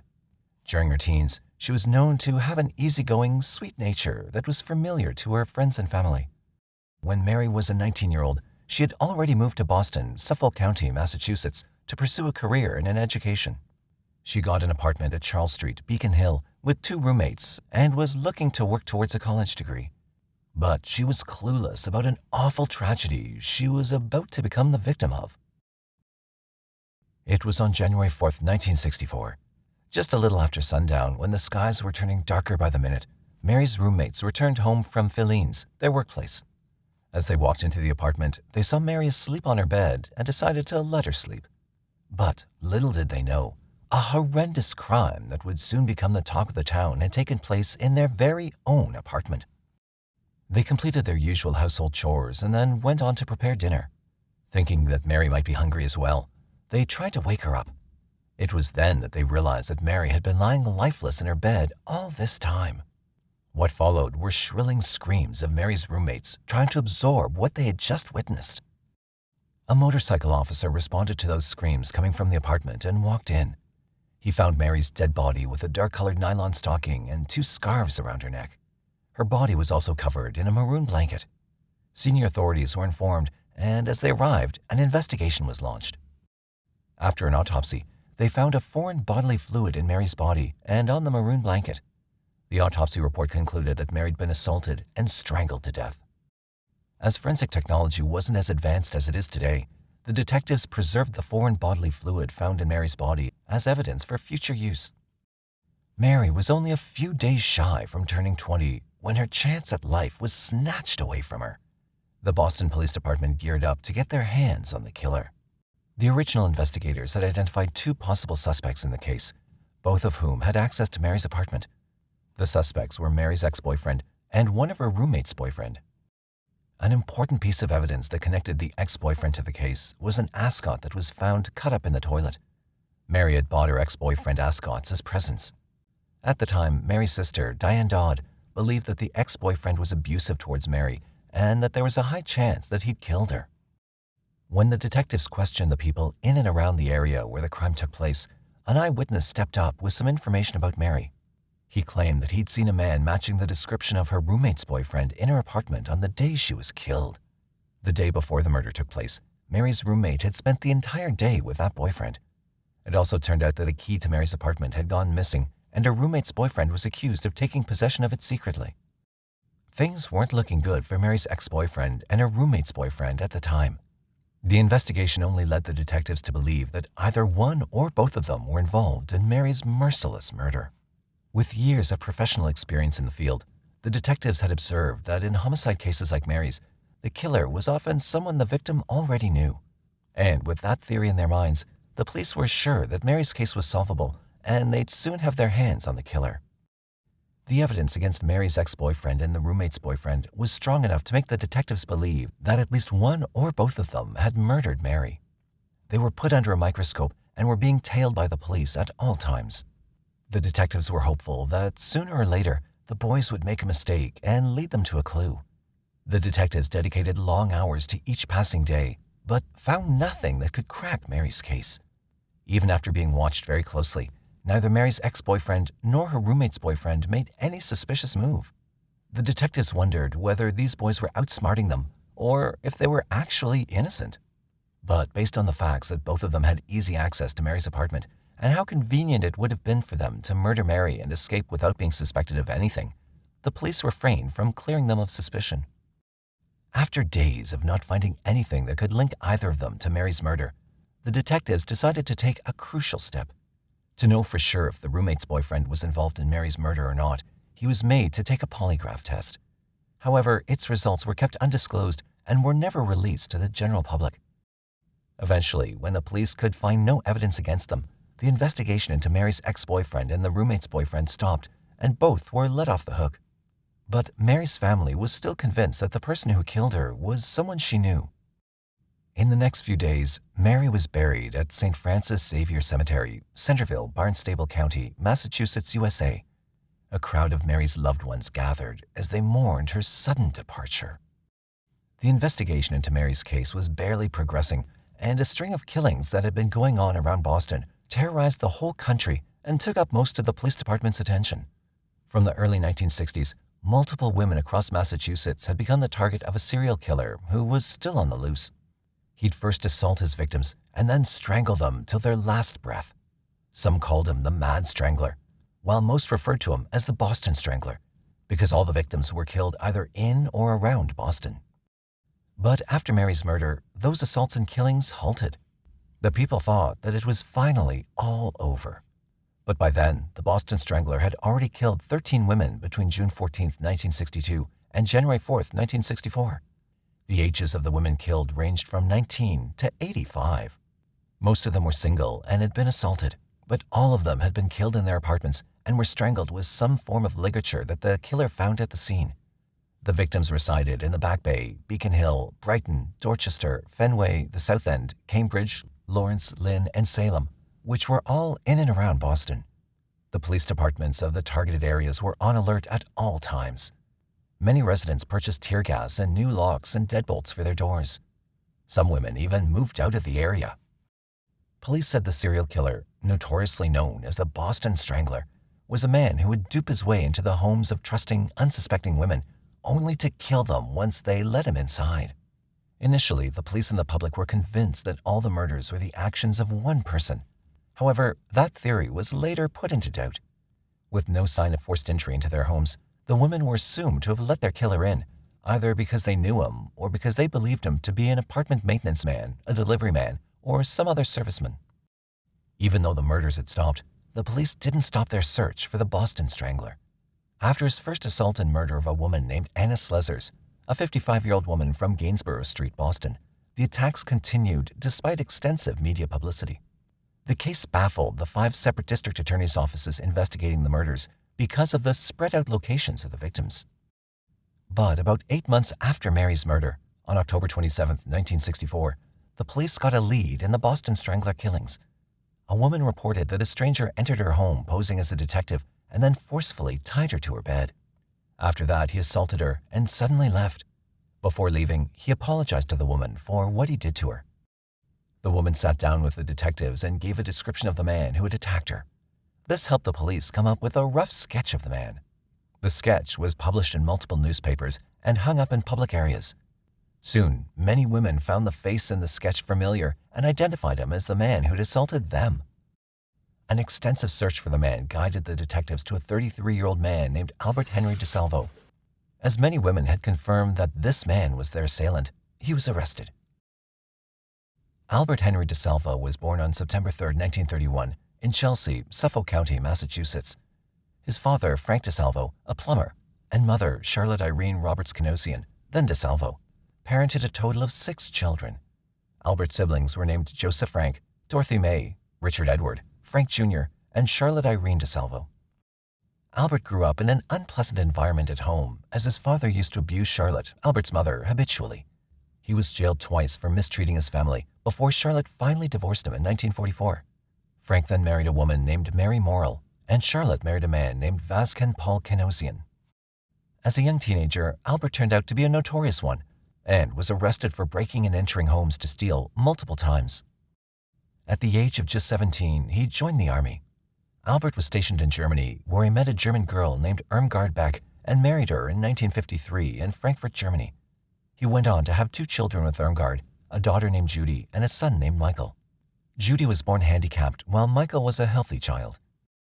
Reassigned to Fort Dix, New Jersey, Albert was charged with abuse of a 9-year-old girl in January 1955, but the charges were dropped when the girl's mother failed to press charges. Albert was given an honorable discharge from the Army the next year. He was arrested in March 1960 for burglary, but was sentenced to 2 years for attempted breaking and entering. It was after his release in 1962 when he began his assaults on women. After his arrest in 1964, police sent Albert to Bridgewater State Hospital for his psychiatric observation. While he was there, he confessed to several murders to a fellow inmate named George Nassar, who was also a convicted murderer. Nassar reported the confession to his attorney, F. Lee Bailey. Bailey then went to police with the information, and he said Albert demonstrated that he knew details that only the killer would know. Albert was not initially suspected of being involved with the strangling murders. However, Albert stuck to his confession, saying that he was the Boston Strangler, and provided precise details about 11 of the 13 murdered women that were linked to the Boston Strangler. The police were impressed at the accuracy of DeSalvo's descriptions of the crime scenes. There were definitely some inconsistencies, but Albert was able to cite details that had been withheld from the public. The police believed that they'd finally caught the Boston Strangler. They said that an announcement about the same would probably help put to rest speculation over the Boston Strangler's identity. It was a very challenging case, said Bailey. He thought that if he could get through the hustle of the legal procedures and get Albert examined by a team of the best specialists in the country, he might learn something about serial killers so people could spot them before anybody gets killed. However, in a turn of events, Bailey, who helped to obtain the confession from Albert, later went on to take the defense and represent Albert. Despite admitting to carrying out Mary's and other women's assault and murder, Albert was never charged for those crimes. This was because no physical evidence substantiated his confession, and hence his confession was ruled inadmissible in court.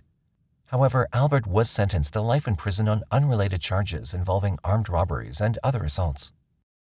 Albert's attorney Bailey believed that his client was actually the killer. Bailey brought up Albert's confession to the murders as part of his client's abusive history at the trial in order to assist in gaining a not guilty by reason of insanity verdict to the assaults and murders. But it was ruled as inadmissible by the judge. Convicted of the unrelated assaults, Albert was sentenced to life in prison in 1967. In February of that same year, Albert did something peculiar. He escaped with 2 fellow inmates while he was at the Bridgewater State Hospital. It was never known whether he and the other inmates had been planning the escape or if it was something that happened indecisively in the heat of the moment. the escape triggered a full-scale manhunt. A note written by Albert was found on his bunk addressed to the superintendent. In the note, Albert stated that he'd escaped to focus attention on the conditions of the hospital and his own situation. Surprisingly, right after his escape, Albert disguised himself as a U.S. Navy petty officer, 3rd class, but he gave himself up the following day. After his surrender, he was transferred to the maximum security Walpole State Prison. 6 years after his transfer, on November 26, 1973, Albert was found mysteriously stabbed to death in the infirmary of the same prison. It was believed he was killed sometime on November 25, 1973. He was 42. The details of his killer's identity were never made public. He was buried at Puritan Lawn Cemetery in Peabody, Essex County, Massachusetts, USA. While some did believe that Albert was the Boston Strangler, the others were sure that the real culprit was still roaming the streets. The detectives, too, were still confused about who really committed the Boston slayings, even though most of them were sure that Albert was, in fact, the Boston Strangler. However, the identity of the Boston Strangler was never confirmed, and the case was put to rest. Nearly 3 decades after Albert's murder, the untouched question, which had almost faded away, resurfaced.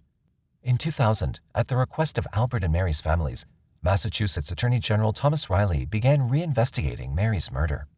He said that the new findings didn't resolve the question of whether Albert killed Mary or not. Riley asked Albert's family to provide a DNA sample from a family member so investigators can conduct further tests. The family refused to do so until Riley's office turned over crime scene evidence to them, which Riley refused to do. The identity of the notorious Boston Strangler was cast into doubt again on Thursday, December 3, 2001. This happened when a team of forensic scientists exhumed the body of Mary sometime in 2000 and Albert's body on Friday, October 26, 2001. They revealed that tests conducted on Mary's clothing and remains discovered DNA from 2 individuals other than Mary. Neither of them was a match for Albert. Hence, the new DNA evidence failed to link Albert, the man who confessed to the string of 1960s rape murders, to Mary's killing. It's indicative, strongly indicative, of the fact that Albert DeSalvo was not the murderer of Mary Sullivan, said James Starrs, a George Washington University professor of law and forensic science who headed the forensic team. But former Massachusetts prosecutor Julian Soshnick, who interviewed Albert twice after he confessed to the killings in 1965, said the results don't prove Albert's innocence in Mary's murder or any of the other killings. It doesn't prove anything except that they found another person's DNA on a part of Miss Sullivan's body, said Soshnick. He also added that the Strangler didn't assault all of his victims. The question whether Albert was indeed the Boston Strangler raised many doubts. Some of those doubts were, there was never any physical evidence putting Albert at the crime scenes. He didn't match witness descriptions of possible suspects, and he was never on investigators' original list of more than 300 suspects. But Soshnick said he specifically asked Albert about Mary's case and 7 or 8 of the other murders, and Albert knew details that only the killer would know. He knew facts that were never revealed to the public or the media. For instance, Albert described accurate details about what type of ligatures were used and how they were tied. I believe that Albert was the Boston Strangler, Soshnick concluded. Mary's nephew, Casey Sherman, who had believed for years that another man killed his aunt, was still not convinced that Albert was the Strangler. If he didn't kill Mary Sullivan, yet he confessed to it in glaring detail, he didn't kill any of these women, Casey said. He said police had a prime suspect in Mary's murder, but dropped pursuit of the man after Albert confessed. Casey believed the real killer was still alive, and he urged police again to focus on him. Albert and Mary's families believed that Albert only confessed to the killings because he hoped to make money from book and movie deals that would come his way after the publicity. After almost 5 decades of not knowing whether Albert did kill Mary or not, the NIJ, National Institute of Justice, stepped in and took charge. NIJ is the research, development, and evaluation agency of the U.S. Department of Justice. The NIJ was dedicated to improving knowledge and understanding of crime and justice issues through science. They provided objective and independent knowledge and tools to inform the decision-making of the criminal and juvenile justice communities to reduce crime and advance justice, particularly at the state and local levels. The NIJ offered to help Boston's police force in investigating Mary's murder. And finally, they were able to solve this decades-old case. On July 11, 2013, the Boston Police Department announced that they'd found DNA evidence that strongly linked Albert to the murder of Mary Sullivan. A water bottle recovered from a construction site where Tim DeSalvo, Albert DeSalvo's nephew, worked, provided police the DNA evidence they needed to bring closure to a case that had been a mystery for nearly 50 years, murders for which no one had ever been charged. As the foreign bodily fluid found at Mary's crime scene was the only DNA evidence in the entire Boston Strangler investigation, Boston Police Crime Lab's lead forensic scientist Robert Hayes preserved 6 samples of that DNA evidence as he waited for technology to advance to the point where nuclear DNA could be positively matched to a suspect. The 2 techniques that opened the door leading to Mary's killer were mitochondrial DNA and familial DNA. Mitochondrial DNA tested DNA from the mitochondria of a human cell. Humans inherit mitochondrial DNA solely from their mother. Thus, siblings with the same mother would have identical mitochondrial DNA to each other, assuming that no mutation had occurred. Familial DNA analysis was based on the STR profiles found in databases such as the CODES, Combined DNA Index System. The profile came from 13 locations in the genome. If all 26 alleles match a DNA profile in the database, it indicates that the DNA sample is the same man. First, the police had to make sure that the Y chromosomes in those DNA samples were a familial match to Albert in order to convince a judge to let the investigators disturb his grave again. So, the Boston Police Department Sergeant Brian Albert, a surveillance expert, followed Albert's nephew Tim DeSalvo to his work site in Boston and retrieved a water bottle he drank from and left behind.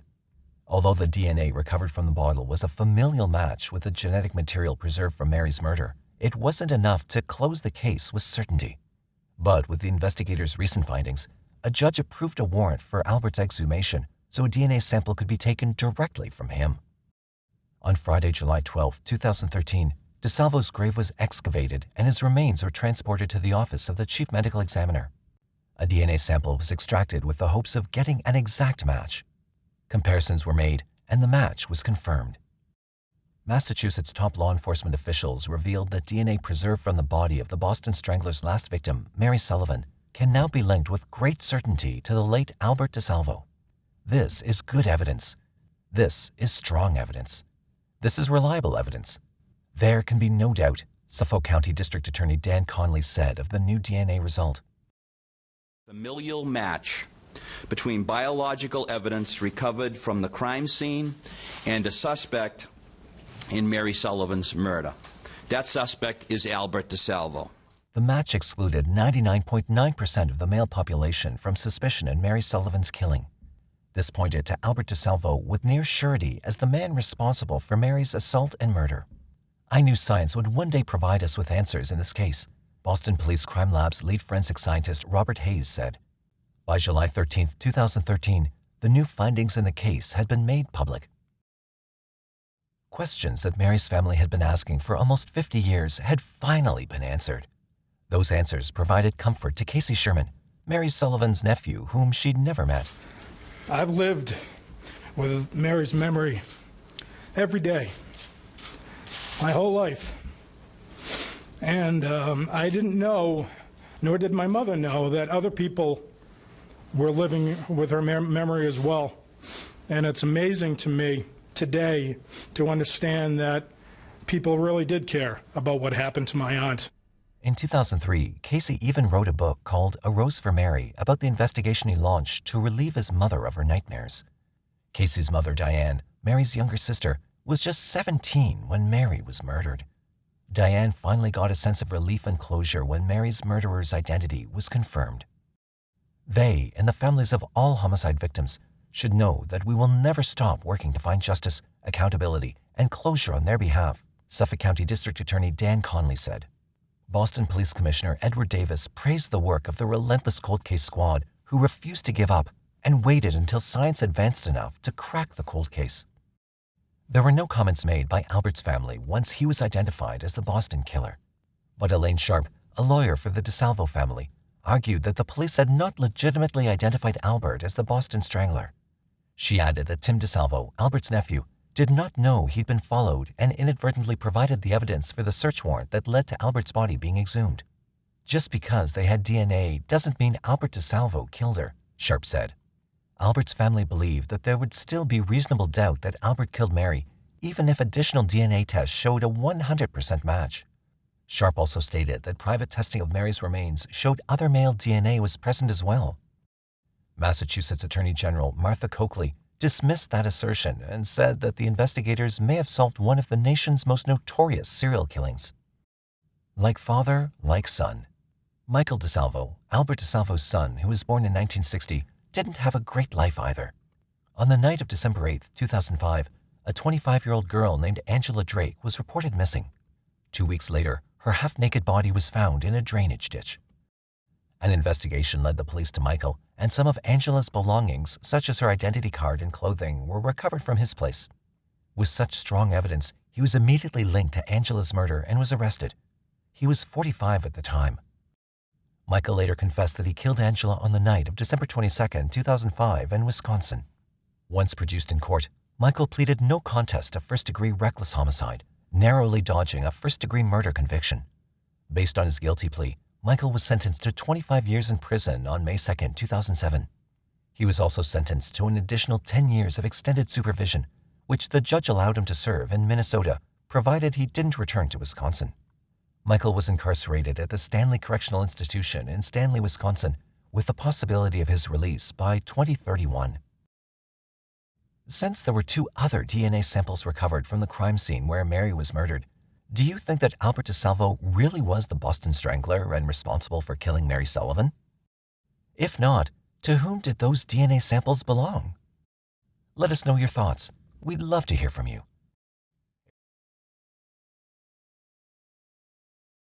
It was February 21, 1977, at around 8:40 p.m. when the Chicago Fire Department got a call from a concerned resident who noticed smoke emerging from an apartment on a lower floor. The firefighters promptly arrived at the scene and proceeded to inspect the apartment in search of any survivors. They made an unfortunate discovery when they came across the lifeless body of 48-year-old Teresita Basa. However, it was evident that Teresita had not succumbed to the fire, as a knife was still lodged in her chest. There appeared to be a far more twisted cause behind her demise. What was so unbelievable about this particular case? What could have happened that this case became an inspiration for movies and books for decades to come? Chicago is a vibrant city situated in the northeastern part of Illinois, USA. Known as the Windy City, it's nestled along the southwestern shore of Lake Michigan. The residents embrace a vibrant urban lifestyle with a rich cultural scene, renowned architecture, and diverse neighborhoods. However, like any major metropolis, Chicago does face challenges regarding crime. When compared to communities of all sizes across America, Chicago stands out with one of the highest crime rates at 33 incidents per 1,000 residents. Homicides and gun violence have been areas of concern, contributing to a perception of a higher crime rate compared to other cities. Moreover, the intriguing case of Teresita Basa unfolded in the bustling city of Chicago from 1977 onwards. Teresita Basa, born in the Philippines in 1929, embarked on a new chapter in her life when she emigrated to the United States in the 1960s. Initially drawn to study music, she developed a newfound interest in the human body and transitioned to work as a respiratory therapist at Edgewater Hospital near Chicago. Alongside her career, Teresita pursued a master's degree in music, showcasing her ambition and dedication. She even performed in a band called Mahogany 5+1. Colleagues and friends described her as an intelligent yet quiet woman who had a laid-back lifestyle. Despite the demands of her work and studies, Teresita found joy in sharing her musical talents with the community by teaching neighborhood children how to play the piano. Teresita made the decision to rent an apartment in the Lincoln Park area, which had a somewhat dubious reputation during the 1970s. Despite its sketchy nature, she sought out a spacious apartment that could accommodate her beloved piano. Fortunately, her well-paying job provided her with the means to afford the dwelling of her dreams. While Teresita's life seemed to be going well in many aspects, one significant element was missing: a life partner with whom she could share her future. However, she was single even in her late 40s by choice.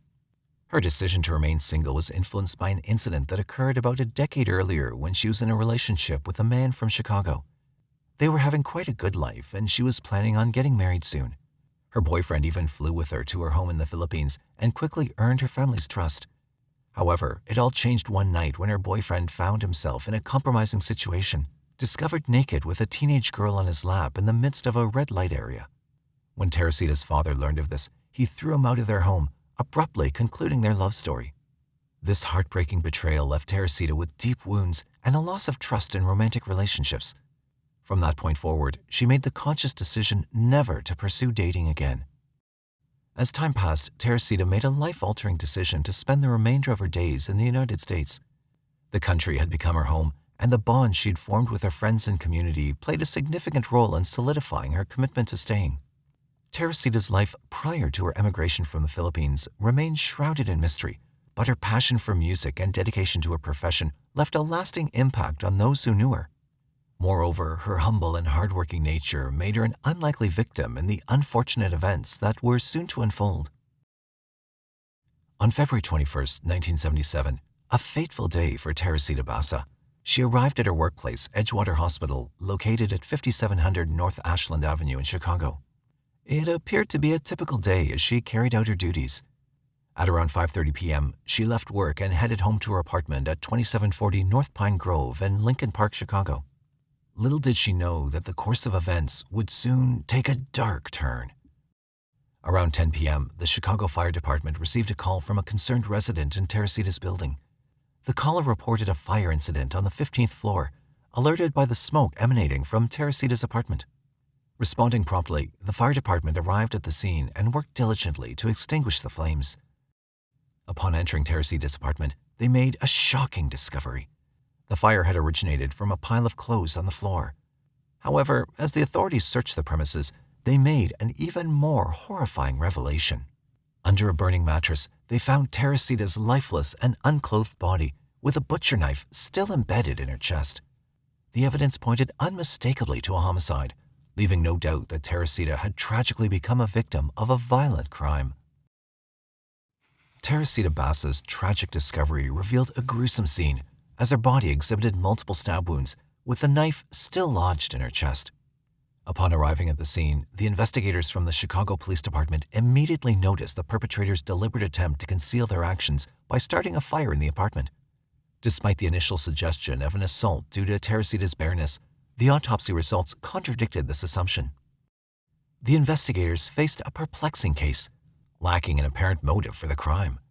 The intensity of the fire had destroyed most physical evidence, making the investigation more challenging. Only a few strands of hair were found on Teresita's left arm. Even Teresita's background didn't indicate any known enemies or involvement in high-risk activities.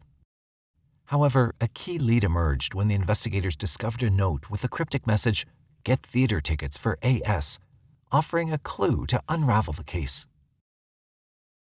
However, despite the diligent efforts of investigators, the case of Teresita's murder seemed to lead nowhere. Her friends and neighbors were unaware of anyone who would have wished her harm, and there were no noticeable anomalies on the night of the incident. However, a significant breakthrough occurred when the police began interviewing Teresita's colleagues at the Edgewater Hospital. During these interviews, they discovered that a doctor from the hospital had spoken with Teresita on the phone on the night of the murder. According to his account, while engaged in conversation around 7 p.m., he heard a knock at Teresita's door while on the call with her. Although she didn't disclose the visitor's identity, she mentioned that they were interested in purchasing concert tickets. Further investigation uncovered another call made to Teresita that night. Ruth Loeb, her colleague, had reached out to plan a lunch date, but she heard a man's voice in the background. Ruth offered to call back later if Teresita was occupied. When she was questioned by the investigators about the man's voice or any suspicious behavior, Ruth described the conversation as entirely normal, even noting that she heard Teresita laugh at something he said. Based on these statements, investigators concluded that the killer was a man known to Teresita. They believed he'd been present at her apartment between approximately 7:40 p.m. and 8:30 p.m. Armed with this timeline, investigators pursued various leads, but each one ultimately led to dead ends. The initials AS that the investigators found on the letter surfaced as a potential clue, but the meaning of the letters remained unknown. By April 1977, the investigation had reached a standstill, and Teresita Basa's case went cold. However, in an intriguing turn of events, Detective Joseph Statula, who was handling Teresita Basa's case, received a lead in August 1977, 5 months after the murder. The Evanston police informed him about a man named Alan Showery, who happened to work at Edgewater Hospital just like the victim. What made this discovery even more intriguing was that Showery shared the same initials as the note found in Teresita's apartment. The circumstances surrounding how the Evanston police became aware of Showery were peculiar. To delve deeper into Alan Showery and gather more information about the case, Detective Stachula was instructed to reach out to Dr. Jose Chua, the individual who had provided the details to the Evanston police. Just like Teresita, Dr. Chua and his wife, Remy Bias, were immigrants from the Philippines residing in Evanston. Detective Stachula faced initial reluctance from the couple, who harbored fears that their account would be dismissed by authorities due to how unbelievable it sounded. Their concerns were valid, considering the extraordinary nature of the story they wanted to share. It required persistent persuasion from Stachula before Dr. Chua mustered the courage to disclose what he knew. Dr. Chua recounted a perplexing incident where his wife, Remy, abruptly rose from their living room and proceeded into their bedroom. Intrigued, he followed her and discovered her lying on the bed in a trance-like state. To his astonishment, when he inquired about her condition, she began speaking in a different voice, using their native language, Tagalog. Seeking to ascertain her level of lucidity, he posed the question, "What's your name?" To which she replied, "Ako ay Teresita Basa," meaning, "I am Teresita Basa." Dr. Jose Chua clarified that he had no prior knowledge of Teresita or her murder. Engaging in a conversation with his wife Remy, who seemed to be in an altered state, he continued to communicate with her. It was during this state that she identified herself as Teresita Basa and disclosed the name of the person responsible for Teresita's death. It was indeed Alan Showery, the AS in the note found in Teresita's burnt apartment. Remy revealed that she'd allowed Showery into her apartment under the assumption of their friendship, only to be stabbed by him.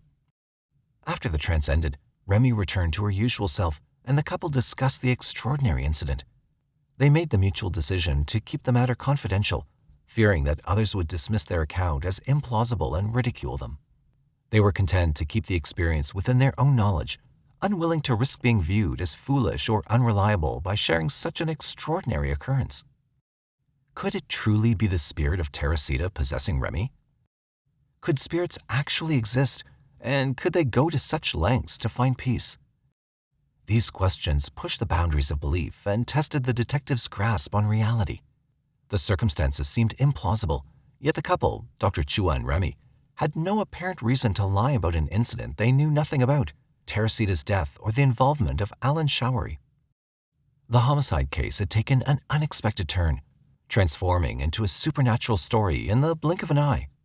The detective and everyone else were unsure how to deal with the situation involving spirits and their supposed involvement in the real world. Despite the skepticism, they couldn't afford to dismiss this startling revelation.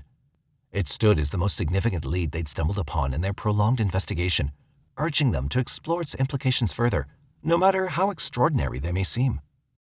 However, Dr. Chua's account took a more perplexing turn as he revealed additional encounters with the persistent spirit of Teresita Basa. He shared that a second incident unfolded, during which Teresita, through his wife Remy, implored the doctor once again for assistance. This time, she conveyed a crucial piece of information. Investigators would require concrete evidence to secure a conviction against her murderer. Astonishingly, Teresita disclosed that Alan Showery, the man whose initials were found in her apartment, had stolen a pearl ring and a jade pendant from her, and the evidence could only be found in his apartment. Shockingly, this was an unknown detail to the police. The supernatural encounters didn't cease there. Teresita visited the Chua couple for a third time, asking why they still hadn't reached out to the police. This encounter solidified their decision to finally come forward and divulge their extraordinary story to the authorities. The sheer magnitude of these inexplicable events propelled the detective and his team into uncharted territory, forcing them to confront the possibility that there might be more to this case than meets the eye. The revelations provided by Teresita's spirit opened up new avenues of investigation and ignited a glimmer of hope for a breakthrough in solving her tragic murder. However, the puzzling question that still lingered was, how could any of this be possible? To delve deeper into the matter, we must rewind a few months, back to the murder of Teresita Basa. To fully comprehend the gravity of their account, the police conducted an interview with Remy to gather more details. During the interview, Remy revealed that her inexplicable experiences began shortly after Teresita's untimely death. One particular evening, while Remy was working the night shift at the hospital, she sought a moment of respite in the hospital's lounge. It was there that she encountered the spirit of Teresita standing right before her. Initially dismissing it as fatigue-induced hallucinations, Remy attempted to shrug off the encounter. However, to her astonishment, she experienced a similar encounter once again, causing her to grow increasingly fearful. She started to believe that Teresita's spirit was lingering at the hospital, aimlessly wandering. However, she got the hunch that maybe Teresita's spirit was trying to communicate with her. This unsettling notion heightened when Remy returned home and found herself unexpectedly possessed, as her husband has previously described. It seemed that Teresita's spirit was indeed attempting to communicate with her through these eerie encounters. As an investigator, Joseph Statula worked with facts and information that could be backed by scientific evidence, but at the time, Dr. Jose Chua's story was the only lead they had in the case. He tracked down Showery and asked him about Teresita Basa, and although Showery admitted to knowing her, he denied going to her apartment the night she died. Later, he changed his statement and said that he went to her place to fix her television. While visiting Showery, investigators noticed that the woman he lived with, Yanka Kamluk, was wearing a ring that looked like the stolen jewelry of Teresita's that Dr. Chua had described. When questioned, Yanka said Showery gifted her the ring sometime in February 1978 as a late Christmas present. However, when the jewelry was shown to Teresita's family, they confirmed that it was the same ring she owned. With pieces of evidence piling up against him, Showery confessed to the murder. He then changed his story after the confession. Showery said that he knew Teresita from work, and knowing that he was in a tough financial spot, she tipped him generously for helping her with errands and other tasks. That night, on February 21, 1977, he went to Teresita's apartment to rob her, but it took a turn for the worse, and he ended up stabbing her. He removed her clothes to make it look like an assault had taken place and set fire to the apartment to get rid of any traces of evidence. Taking his statement into account, the police booked him in 1978. When the news of Alan Showery's arrest became public, several female workers from Edgewater Hospital came forward with statements about their past relationships with Showery. They revealed that he had a reputation for being a ladies' man and was known for selling jewelry at the hospital. However, there were suspicions that some of the jewelry he'd sold had been stolen. As the police delved further into Showery's life, they discovered that he'd been previously married and had a child in Alabama, but had abandoned them and moved to Chicago. Showery stood trial, and just before the proceedings began, the Chicago Tribune ran a headline, "Did Voice from Grave Finger Murder Suspect?" This headline garnered attention both locally and internationally. The Voice from the Grave case finally began in January 1979 in Judge Frank Barabaro's courtroom, but the proceedings progressed slowly due to the heavy winters that year. During the prosecution held in 1979, a total of 13 witnesses testified over the course of 5 days before a jury consisting of 8 men and 4 women. Interestingly, the Chuas, Dr. Jose Chua and Remy Chua, testified as witnesses for the defense rather than the prosecution.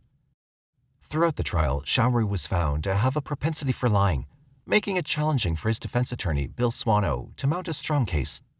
Although Showery had initially confessed to the crime, his defense filed a motion to suppress his confession. While the motion was ultimately denied, it was a strategic move aimed at highlighting the unusual circumstances surrounding the case, particularly the involvement of a ghost as a tip-off to investigators. As the trial continued, Showery's lawyer, Bill Swano, took an opportunity to redirect the flow of the case. He acknowledged that Teresita was indeed a victim of homicide, but Showery was not the killer. In the midst of his statement, Swano raised suspicions about someone else. He pointed out that Remy Chua, who claimed to be possessed by Teresita's spirit, was on the verge of being fired from Edgewater Hospital at the time of the murder. Swano weaved together pieces of information to form an accusation against Remy. This was a significant development as the prosecution had based their accusations on the testimony of a ghost. Swano seized this opportunity to shift the direction of the entire case and cast doubt on Remy's credibility. Swano suggested that Remy might have mental health issues or fabricated the entire story, placing his client, Showery, in the middle of it. He urged the jury not to trust Remy's statements about a ghost, dismissing them as silly. The state's attorney, who had taken Showery's confession, was called as the next witness. He provided detailed testimony about Showery's confession, describing how Showery admitted to choking Teresita, stealing money, dragging her to the bedroom, undressing her, stabbing her in the chest, setting her mattress on fire, stealing her jewelry, and ransacking the apartment. Showery's 13-page confession left the courtroom in silence. Realizing that Showery was in a precarious situation, Swano wasted no time in presenting his defense. On the next day of the trial, he called residents of Teresita's building as witnesses and asked if they'd ever seen Showery. The consistent answer from each witness was no. Swano also brought in an evidence technician who provided intriguing information, even by the standards of 1979. The technician testified that 5 strands of hair were found on Teresita's left arm. However, when tested, it was determined that the sample did not belong to either Teresita or Showery. Swano seized this opportunity to raise suspicions about Remy once again. He brought up Remy's side business of selling jewelry and revealed that she had sold jewelry to his client, Showery. With this new twist in the case, Remy found herself facing intense interrogation. Swano asked her if she'd sold Teresita's jewelry to Showery, to which she replied no. Swano was reluctant to let go of this situation, but with no evidence against Remy, she was eventually cleared of suspicion. Dr. Chua in the trial described their encounter with Teresita's spirit to the jury, who found it interesting, yet unbelievable. By the 5th day of the trial, Showery changed his tune and claimed that his confession to the crime was coerced. He stated that 2 years earlier, the police had fed him information and threatened to arrest him and his pregnant girlfriend on murder charges if he didn't confess. Showery maintained his innocence and provided an alibi for the night of the murder. According to Showery's account, he had dinner with his girlfriend Yanka on the night of the murder and later engaged in activities such as drinking and playing darts with a neighbor around 7:30 p.m. He then returned to his place with his girlfriend at around 10 p.m. The judge faced a challenging task of reaching a definitive conclusion as the trial progressed and various statements were presented. On one side, there was evidence and suspicions, while on the other side, there was a perplexing factor of a message from a ghost. The case presented a unique and unfamiliar situation for everyone involved, making it particularly difficult for the judge to come to a firm decision. Following a deadlock in the jury, the trial concluded in a mistrial on January 26, 1979, as they were unable to reach a unanimous decision regarding the case. However, approximately a month later, and almost 2 years after Teresita's murder, Alan Showery made the decision to plead guilty to the killing while awaiting a new trial. Despite his lawyers advising against it, cautioning him not to risk facing another jury, Showery chose to take responsibility for the crime. Alan Showery was subsequently sentenced to a combined total of 14 years in prison for the charges of murder, robbery, and arson. He served his sentence at Statesville Correctional Center near Joliet. However, Showery was granted parole and released from prison in July 1983 after serving 4 years of his sentence. Even though he served time for Teresita's murder, one question lingered. Why did he choose to confess to the murder when he could have been allowed to go free? However, his whereabouts currently are unknown, and so is the answer. Various theories have emerged from those who have followed and written about the case over the years. Some suggest that Dr. Chua's involvements and knowledge of Showery may have been subconscious, possibly stemming from a fear or aversion towards him. It's also speculated that Dr. Chua might have overheard or witnessed Showery discussing his involvement in the crime without consciously registering the information or knowing how to express it. On the other hand, there are those who view the story as compelling evidence of paranormal phenomena. So what do you think?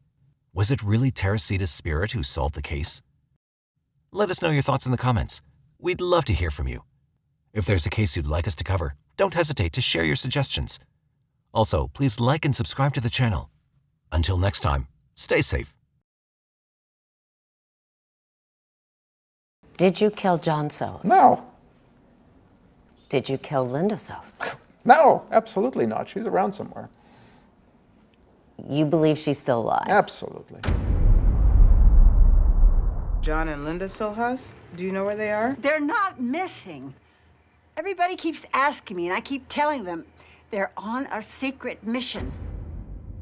On the seemingly ordinary day of May 5th, 1994, amidst a home renovation project in San Marino, California, a bone-chilling secret was unearthed. The workers were digging for a pool in the backyard when they made a grim discovery: the dismembered skeletal remains of a man concealed in 3 plastic bags in a fiberglass box. The investigation into this man's identity, however, unveiled a series of events filled with mind-bending twists and turns.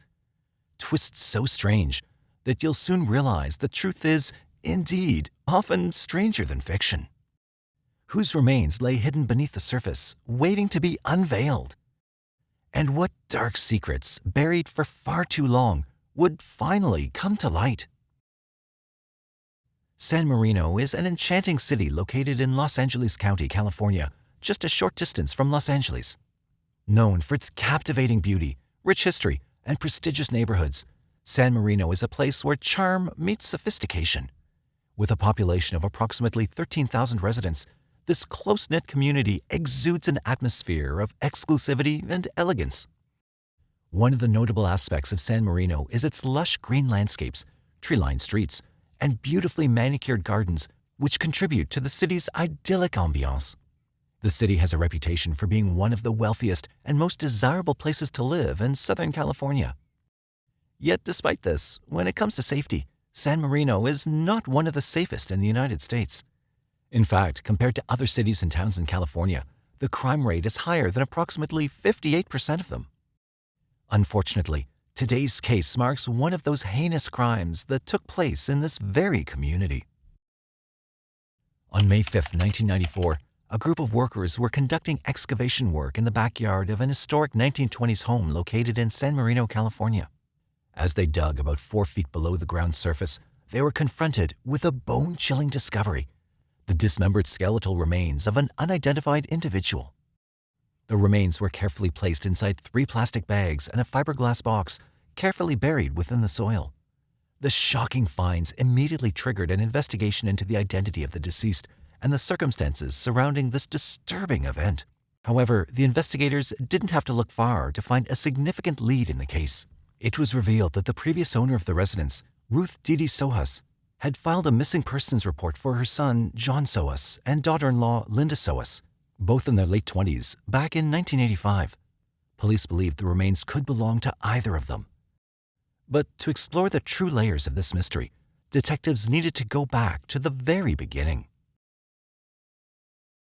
John was born on December 20th, 1956, but was not Didi's child. Ruth Didi Sohus and her then-husband, Bob Sohus, adopted him during infancy and raised him as their own. However, not long after the adoption, the couple encountered difficulties in their relationship and eventually pursued a divorce. Following the separation, in December 1960, Bob left the house and so did the couple's adult son, Harry. Didi, on the other hand, chose to remain in the family home, taking on the responsibility of raising John as a single parent. Growing up, John maintained a close relationship with his adoptive mother. However, in the eyes of the outside world, he was known as a shy, awkward, yet gentle young man. While he may have struggled with interpersonal interactions, he excelled in the realm of technology and computer programming languages. And, like many other social introverts, John also delved into the world of imagination, specifically science fiction. John Sohus's exploration of the world of science fiction eventually led him to cross paths with his future wife, Linda. Their shared interest in science fiction created a common ground that brought them together. John's reserved demeanor contrasted with Linda's outgoing nature. Moreover, their physical features also set them apart. Linda, standing at 6 feet tall, had a notable height advantage over John, who measured 5 feet 6 inches. To most people, they stood out as a quirky couple, embodying the concept of opposites attract. It was evident to everyone who knew John and Linda that they were deeply in love. So within just 1 year of meeting each other, the pair tied the knot during Halloween of 1983. People described them as 2 contented puppies who were just happy to be in each other's presence. John had several part-time computer programmer jobs, and Linda was finding success as an artist. Additionally, she worked in the Sherman Oaks bookstore as a part-time worker. Although they were both working towards their prospective careers, financial stability remained a challenge for them. So they made the decision to move in with Didi, John's mother. Initially, they hoped to stay in the guest house of Didi's affluent San Marino home. However, Didi had allowed a man named Christopher Chichester to live in the guest house rent-free, which meant that John and Linda had to adjust their plans and live in the main house alongside Didi. This was not the ideal arrangement for the couple, but they remained supportive of each other, hoping to have their own place someday. And a break would indeed emerge just 2 years later, or so it seemed. In early 1985, John and Linda appeared to have a stroke of luck. Both of them shared exciting news about potential job opportunities. Linda confided in her friend, Sue Kaufman, revealing that John had received a job offer from the government and there might be an opportunity for herself as well. She couldn't release any information to me. All she could tell me was that he's got a job with the government and they want us both. And we have to go to New York. While she couldn't disclose all the details, she mentioned that the employers wanted to meet both John and her in New York. The trip was expected to last for 2 weeks. The couple left home on February the 8th, 1985. But nobody could get hold of them for the entire 2 weeks, and not even after that. The return date came and went. They didn't return home and were never seen alive again. 8 weeks after the couple's disappearance, Kathy Jacoby, Linda's sister, received a call from a boarding kennel. They informed her that Lynn had left her 6 cats there and paid for a 2-week stay. However, it had been 8 weeks, and Linda hadn't returned to pick up her pets. This raised serious concerns for Kathy, as she believed that John and Linda would never have left without their beloved cats. If they were not going to return, they would have taken their pets with them. I feel that inside very strongly that Linda would not have left her animals behind. In search of answers, Kathy reached out to Dee Dee, John's mother, hoping she might have some information.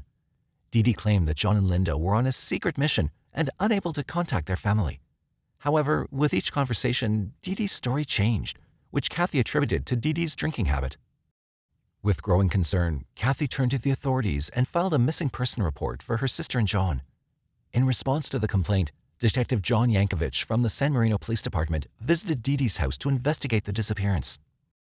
Dee Dee reiterated the same story that she told Kathy about John and Linda being on a secret mission. She also claimed that this news was relayed to her by an undisclosed source, but refused to provide any further details on it. While Detective Yankovich harbored doubts about the veracity of Dee Dee's account, he couldn't find any immediate leads or clues to determine the couple's whereabouts. Detective Yankovich approached Christopher Chichester, the tenant residing in the guest house, with the intention of gathering any potential information. However, he was taken aback when Christopher opened the door completely naked, announcing he was a nudist. Despite this peculiar encounter, the interview proceeded relatively normally. Christopher maintained that he had kept to himself and had no knowledge or involvement in John and Linda's vanishing. Unfortunately, with no concrete evidence indicating foul play and the lack of additional leads or information, the investigation into the disappearance reached a standstill. 3 months after this perplexing disappearance, a surprising turn of events unfolded. Linda's friend, Sue Kaufman, received a postcard from Paris, France. I can't wait. She's finally going to tell me where she is, what's going on. And all it said was, "Dear Sue, kind of missed New York. Oops. But this can be lived with. John and Linda." Nothing about, "I'll call you later, can't talk now." Nothing. Sue was taken aback by this unexpected communication, finding it difficult to believe that the postcard could genuinely be from Linda. Around the same time, another postcard arrived from France, this time addressed to Linda's family. Just like Sue, Linda's sister Kathy, too, couldn't help but question the authenticity of the postcard. She reasoned that if Linda had been planning a trip to Europe, she would have been incredibly excited and surely would have shared the news with her. The family and friends all had an unsettling feeling that something was amiss, but their options were limited. Despite their worst fears, they held on to the belief that the couple would return home safely. In an unexpected turn of events, 5 months after the disappearance of John and Linda, in July of 1985, the San Marino police received another missing persons report on the Sohus couple. This time, it came from an unlikely source, John's mother, Dee Dee. Dee Dee confided in the authorities, revealing that her earlier claims about John and Linda being on a secret mission were based on information from her tenant, Christopher Chichester. John and Linda Sohus, do you know where they are? They're not missing. Everybody keeps asking me, and I keep telling them they're on a secret mission. Dee Dee became concerned when Christopher abruptly vacated her property without any prior notice and left no contact behind. Adding to her unease, she discovered that John's white Nissan pickup truck was also missing. Despite the efforts of the police to investigate Christopher Chichester's background, they encountered a surprising roadblock. Their search for records or information about someone with that name and background yielded no results. Although the case was open, nothing could still be done at the time. Thinking that her son and daughter-in-law purposefully abandoned her, Dee Dee sank into a deep depression. Her health was constantly declining as a result.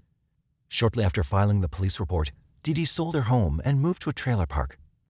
In February of 1988, 3 years after the disappearance, Dee Dee passed away without ever knowing what happened to her beloved son or his wife. The case, however, remained open, and Christopher remained the only person of interest.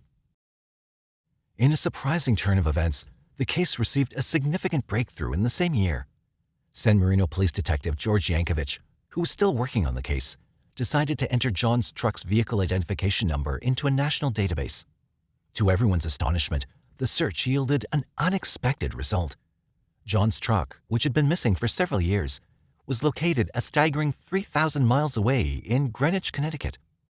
It was discovered that a man, who went by the name Christopher Crowe, had attempted to sell John's white Nissan pickup truck to a local minister's son in Greenwich. However, the potential buyer decided against purchasing the vehicle upon discovering that it had an outstanding lien attached to it. The truck was then ultimately ditched at a train station. It was uncovered that Christopher Crowe had a dubious past. He'd been employed by the brokerage firm S.N. Phelps & Company, where he worked with the company's computers. However, he was fired after it was revealed that the Social Security number he'd provided belonged to none other than notorious serial killer David Berkowitz, also known as the Son of Sam. In a breakthrough development, detectives were able to obtain the fingerprints of Christopher Crowe, which were already on file with the Connecticut-based brokerage firm. The discovery established that Christopher Crowe and Christopher Chichester were, in fact, the same person. Sadly, Crowe had already made his move. He was on the run before police could apprehend him. The case into John and Linda Sohus' disappearance would go cold until 6 years later, when skeletal remains were found in the backyard of Dee Dee's San Marino residence. Upon closer inspection, the condition of the skeletal remains revealed a disturbing level of planning and concealment. The remains were found carefully placed inside 3 plastic bags, with specific attention given to the head. A telephone cord was wrapped around the neck area. The rest of the body, including legs, arms, and torso, was wrapped in plastic wrapping paper along with pieces of clothing. One of those bags was a book bag from the University of California, while another one was from the University of Wisconsin. The body underwent a forensic examination by a medical examiner. The examination suggested that the remains belonged to a single male. It also revealed that the male victim had suffered from blunt force trauma to the head, indicating a severe blow or impact as a cause of death. Additionally, during the examination, slits were found on the victim's clothing, suggesting the possibility of stab wounds. The report specifically determined John had been struck in the head 2 times with a rounded, blunt object and then stabbed 6 times. Despite strong suspicions that the remains belonged to John Sohus, the process of positively identifying the body became a significant challenge for investigators. Due to the advanced state of decomposition, traditional identification methods such as visual recognition or dental records were not feasible. Complicating matters further, with Dee Dee being John's adopted mother and being deceased, there were no known biological family members of John Sohus available for DNA comparison. Investigators relied on a combination of circumstantial evidence to solve the mysteries surrounding the disappearance. Significantly, the physical description of the remains, as well as the items of clothing, were consistent with John's characteristics and appearance. Although the police could only speculate how the body ended up in the backyard, the usage of plastic bags, along with the presence of blunt force trauma and signs of dismemberment, left little room for doubt regarding the presence of foul play. Undoubtedly, their prime suspect was Christopher. So San Marino police conducted a search of the guest house.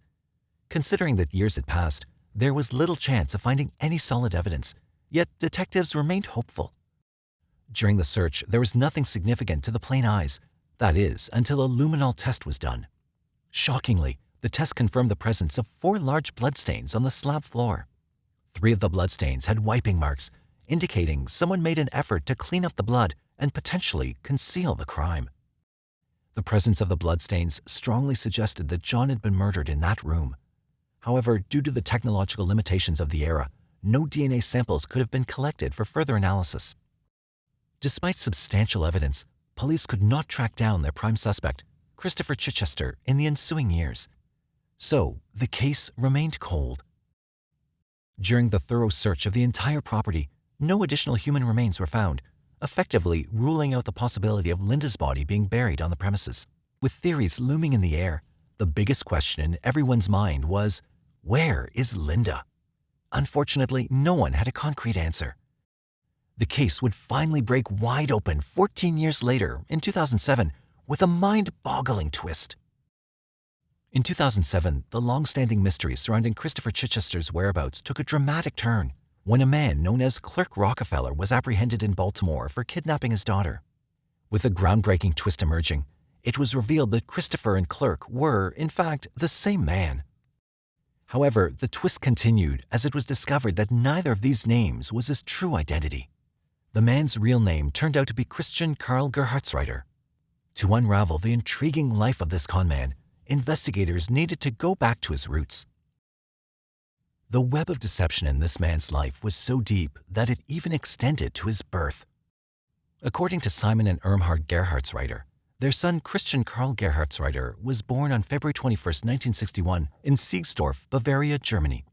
However, Gerhartsreiter himself insisted that his birth date was February 29, 1960, and claimed that his mother was Ann Carter, an American child actress from the 1940s who denied this claim before her passing in 2014. Growing up in a small town in West Germany, Gerhartsreiter, at the age of 17, got an opportunity. In 1978, Gerhartsreiter crossed paths with an American couple, Elmer and Jean Katelyn, while they were traveling in Germany. Seizing an opportunity to start a new life in the United States, Gerhartsreiter stole their identities and falsely claimed that the Katelyns had invited him to stay with them in California. After gaining permission to enter the U.S., he initially settled in Berlin, Connecticut, where he found lodging with the Savio family. In 1979, he was accepted as a foreign exchange student at Berlin High School. However, his charade eventually wore thin, and the Savios eventually asked him to leave. After his departure from Connecticut, Gerhartsreiter made his way to California to pursue an acting career. However, he made his way to Milwaukee, Wisconsin, and enrolled himself in a class at the University of Wisconsin-Milwaukee. By that time, he adopted the new name of Christopher Kenneth Gerhardt. But he knew he needed more than that to enjoy a permanent life in America. So, in 1981, Gerhartsreiter entered into a marriage with 22-year-old Amy Jersil Dunke in 1981 in Madison, Wisconsin, in order to obtain a green card. Shockingly, just a day after their wedding, Gerhartsreiter left his new wife behind and headed for California. Dunke eventually filed for divorce paperwork in 1992. When he arrived in San Marino, California, he once again concealed his identity under a new alias, Christopher Mountbatten Chichester. Somehow, Gerhartsreiter secured a rent-free living arrangement in the house of Didi Sohus. At this point, he boasted about his alleged descent from British royalty, introducing himself as the 13th Baronet. To further solidify his fabricated identity, he distributed business cards adorned with a family crest. He also frequented the USC Film School, telling some he was a student and others he was a professor. It wouldn't be until John and Linda had mysteriously vanished that anyone bothered to look deep into his lies. Months after John and Linda's sudden disappearance, when Gerhartsreiter settled in Greenwich, Gerhartsreiter, as we previously mentioned in the story, continued the pattern of assuming new identities in a new place. But his lies were perhaps getting bigger and bolder. Under the alias Christopher Crowe, Gerhartsreiter claimed to be a television producer from Los Angeles who worked on the 1980s revival of Alfred Hitchcock Presents. Interestingly, his chosen alias matched the name of one of the actual producers of the series. But Greenwich would also be the place Gerhartsreiter's carefully constructed facade began to crumble. By the late 1980s, police had come dangerously close to apprehending him in Greenwich after linking the missing pickup truck of John Sohus to his alias Christopher Crowe. However, luck seemed to be on Gerhartsreiter's side once again as he managed to elude the authorities. Realizing that the police were closing in on him, he made the decision to go on the run once again, leaving behind a trail of deception and confusion in his wake. Gerhartsreiter's deceptive life had begun to pick up pace again around the 90s, and he arrived in New York assuming yet another false identity. However, this time, he chose a name that was even more audacious than his previous aliases. He addressed himself as Clark Rockefeller, a descendant of the renowned tycoon John D. Rockefeller who created the Standard Oil Company, the success of which made him the world's first billionaire and a celebrated philanthropist. In 1993, Gerhartsreiter met Sandra Boss, a Harvard MBA student at the time, at a costume party held in his Manhattan apartment. Sandra was drawn to his humorous yet intelligent personality and flattering compliments. As the connection between them grew, they began dating. By 1994, Sandra secured a finance job in New York after completing her graduation. She moved in with Gerhartsreiter, who had convinced her that he was an heir to the Rockefeller fortune, but had distanced himself from his relatives. He also claimed that his parents had tragically died in a car crash in 1978. Sandra believed his elaborate tales, and when he proposed marriage in June 1994, she happily accepted. The following year, they tied the knot.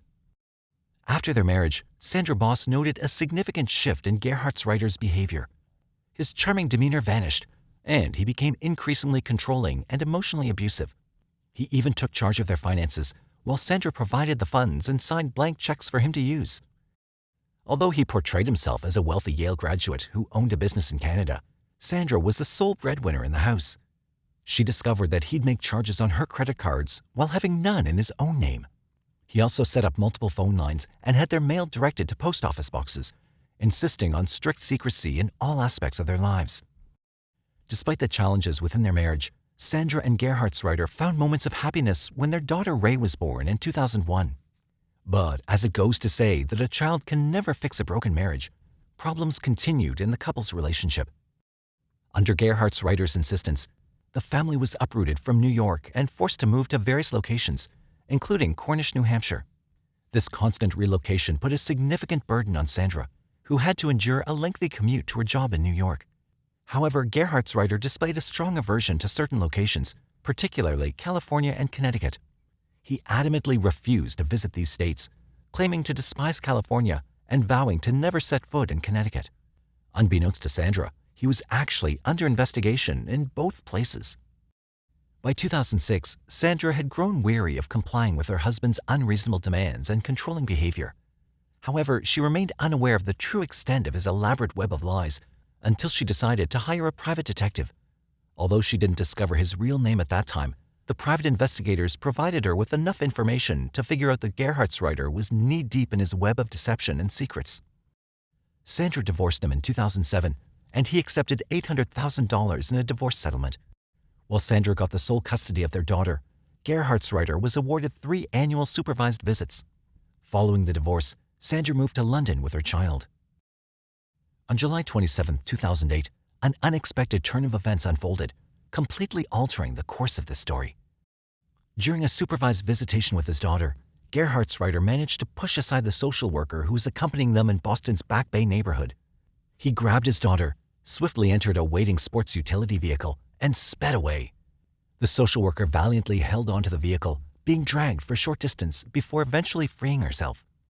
Following this incident, a warrant was issued charging Gerhardsreiter with custodial kidnapping, and a nationwide manhunt was launched to locate him, which also involved the FBI.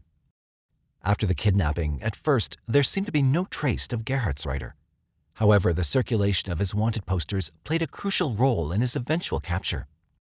A concerned citizen, having recognized him from the posters, decided to step forward and provide information to the authorities. A tip from a concerned citizen led the authorities directly to Gerhardsreiter's whereabouts in Baltimore, Maryland. He was living at a recently purchased apartment under the alias Charles Chip Smith at the time. On August 2, 2008, FBI agents lured him out of Gerhardsreiter's shelter and apprehended him. Thankfully, the daughter was found unharmed inside the apartment, bringing a sense of relief to the harrowing situation. She was then reunited with her mother, Sandra Basa. During the FBI interview, detectives were determined to unravel the intricate web of lies surrounding Gerhardsreiter's true identity. They were keen to uncover the man behind the numerous aliases he had adopted over the years. Who's the real guy under all this? The real guy is Snooks' father. That's all I want to be. My whole goal in life is to be Snooks' father. I just want to be a good father to her. Just want to be there when she needs me. I just want to be her dad. That's all I want in life.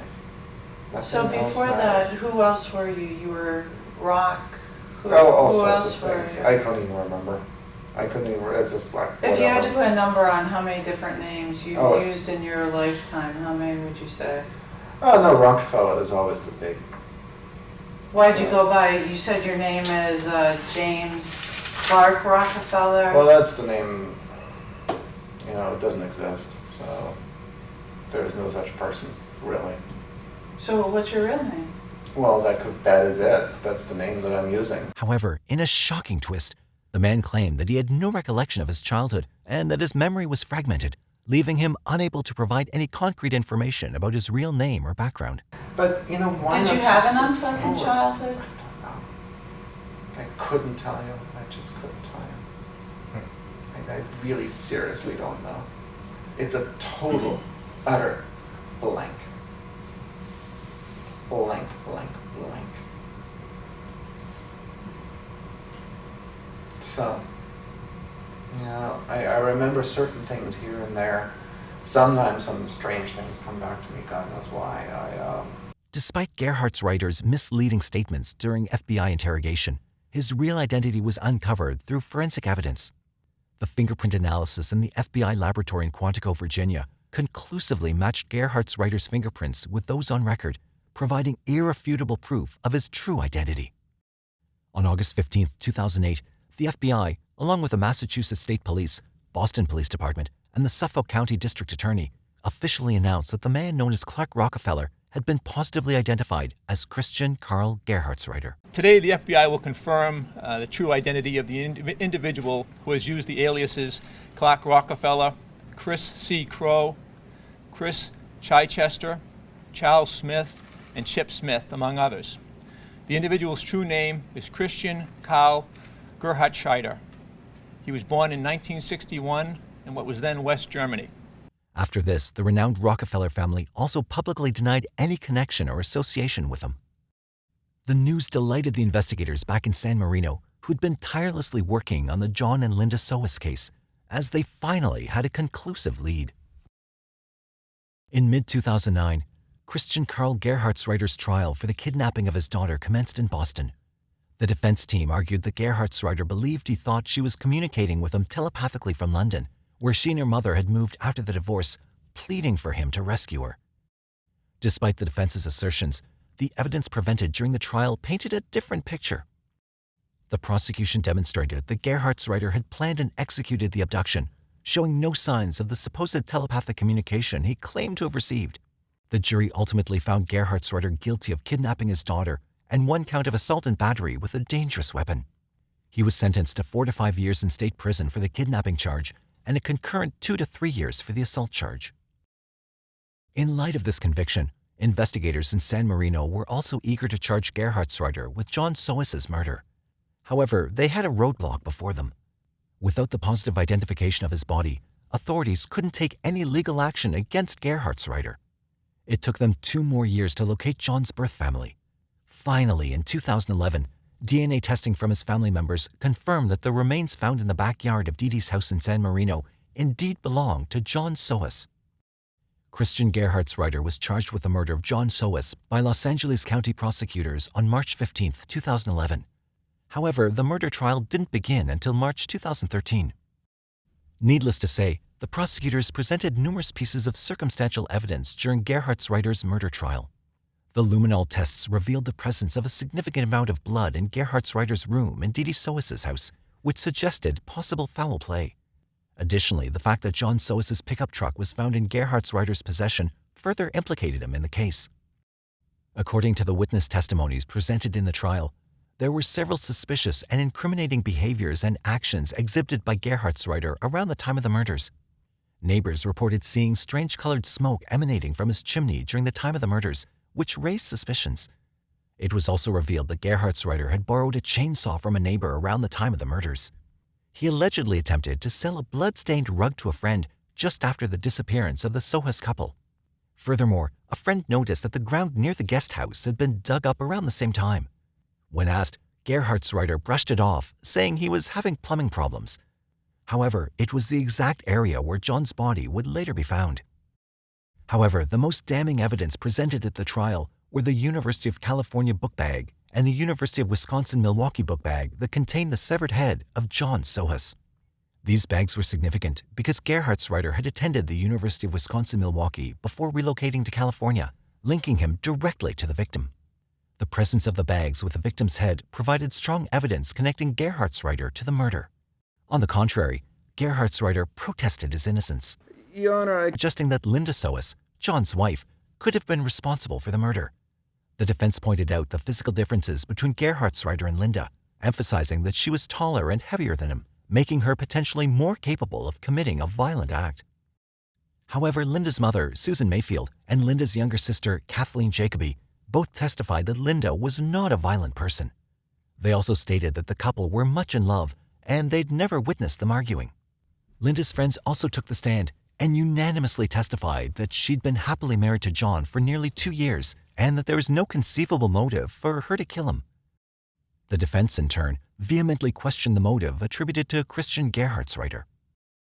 The answer to this perplexing question would be unveiled through a shocking and unprecedented twist that had remained concealed until the trial.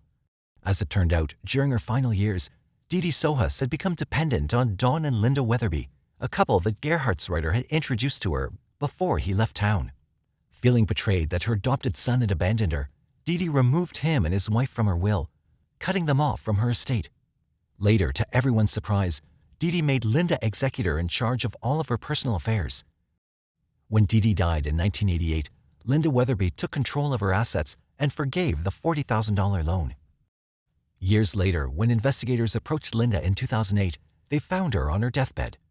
In a startling confession, she revealed that John and Linda Sohus had been murdered as part of Gerhartsreiter's financial scheme. She claimed that he saw them as obstacles standing in his way of obtaining Dee Dee's fortune.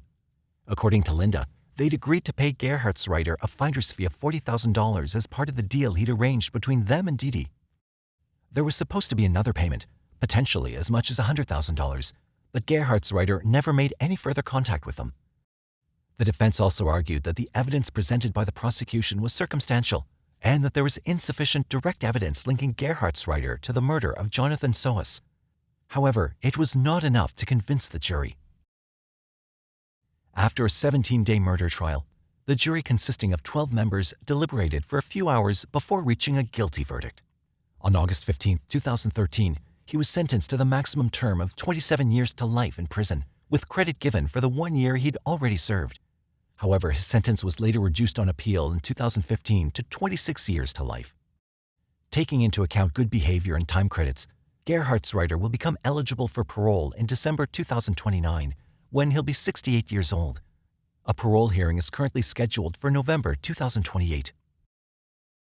Although John Sohus finally got justice after 28 years, his wife Linda's remains have never been found, and she's presumed dead.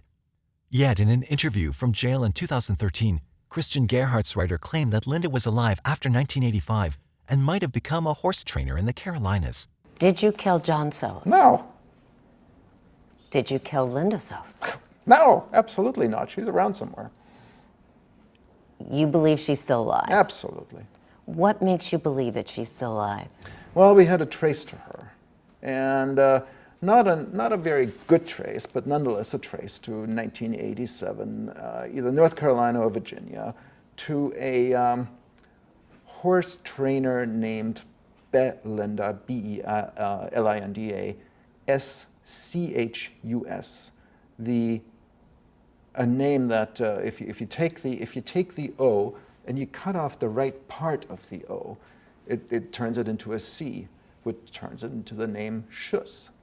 Belinda Schus? Belinda Schus. However, there's been no official confirmation about this. The fate and whereabouts of Linda Sohus remain unknown still to this day. While the truth of what happened to Linda may remain elusive, the memory of her and John lives on in the hearts of those who knew and loved them. May their story inspire us to create a world where truth triumphs over deceit and where love and compassion prevail. Do you believe that Linda Sohus is alive and responsible for her husband's death? Or do you believe that this was another con Gerhartsreiter was attempting? Let us know your thoughts in the comment section. If you'd like us to cover a case, please drop your recommendations. Like, share, and subscribe to our channel for more captivating true crime stories like this.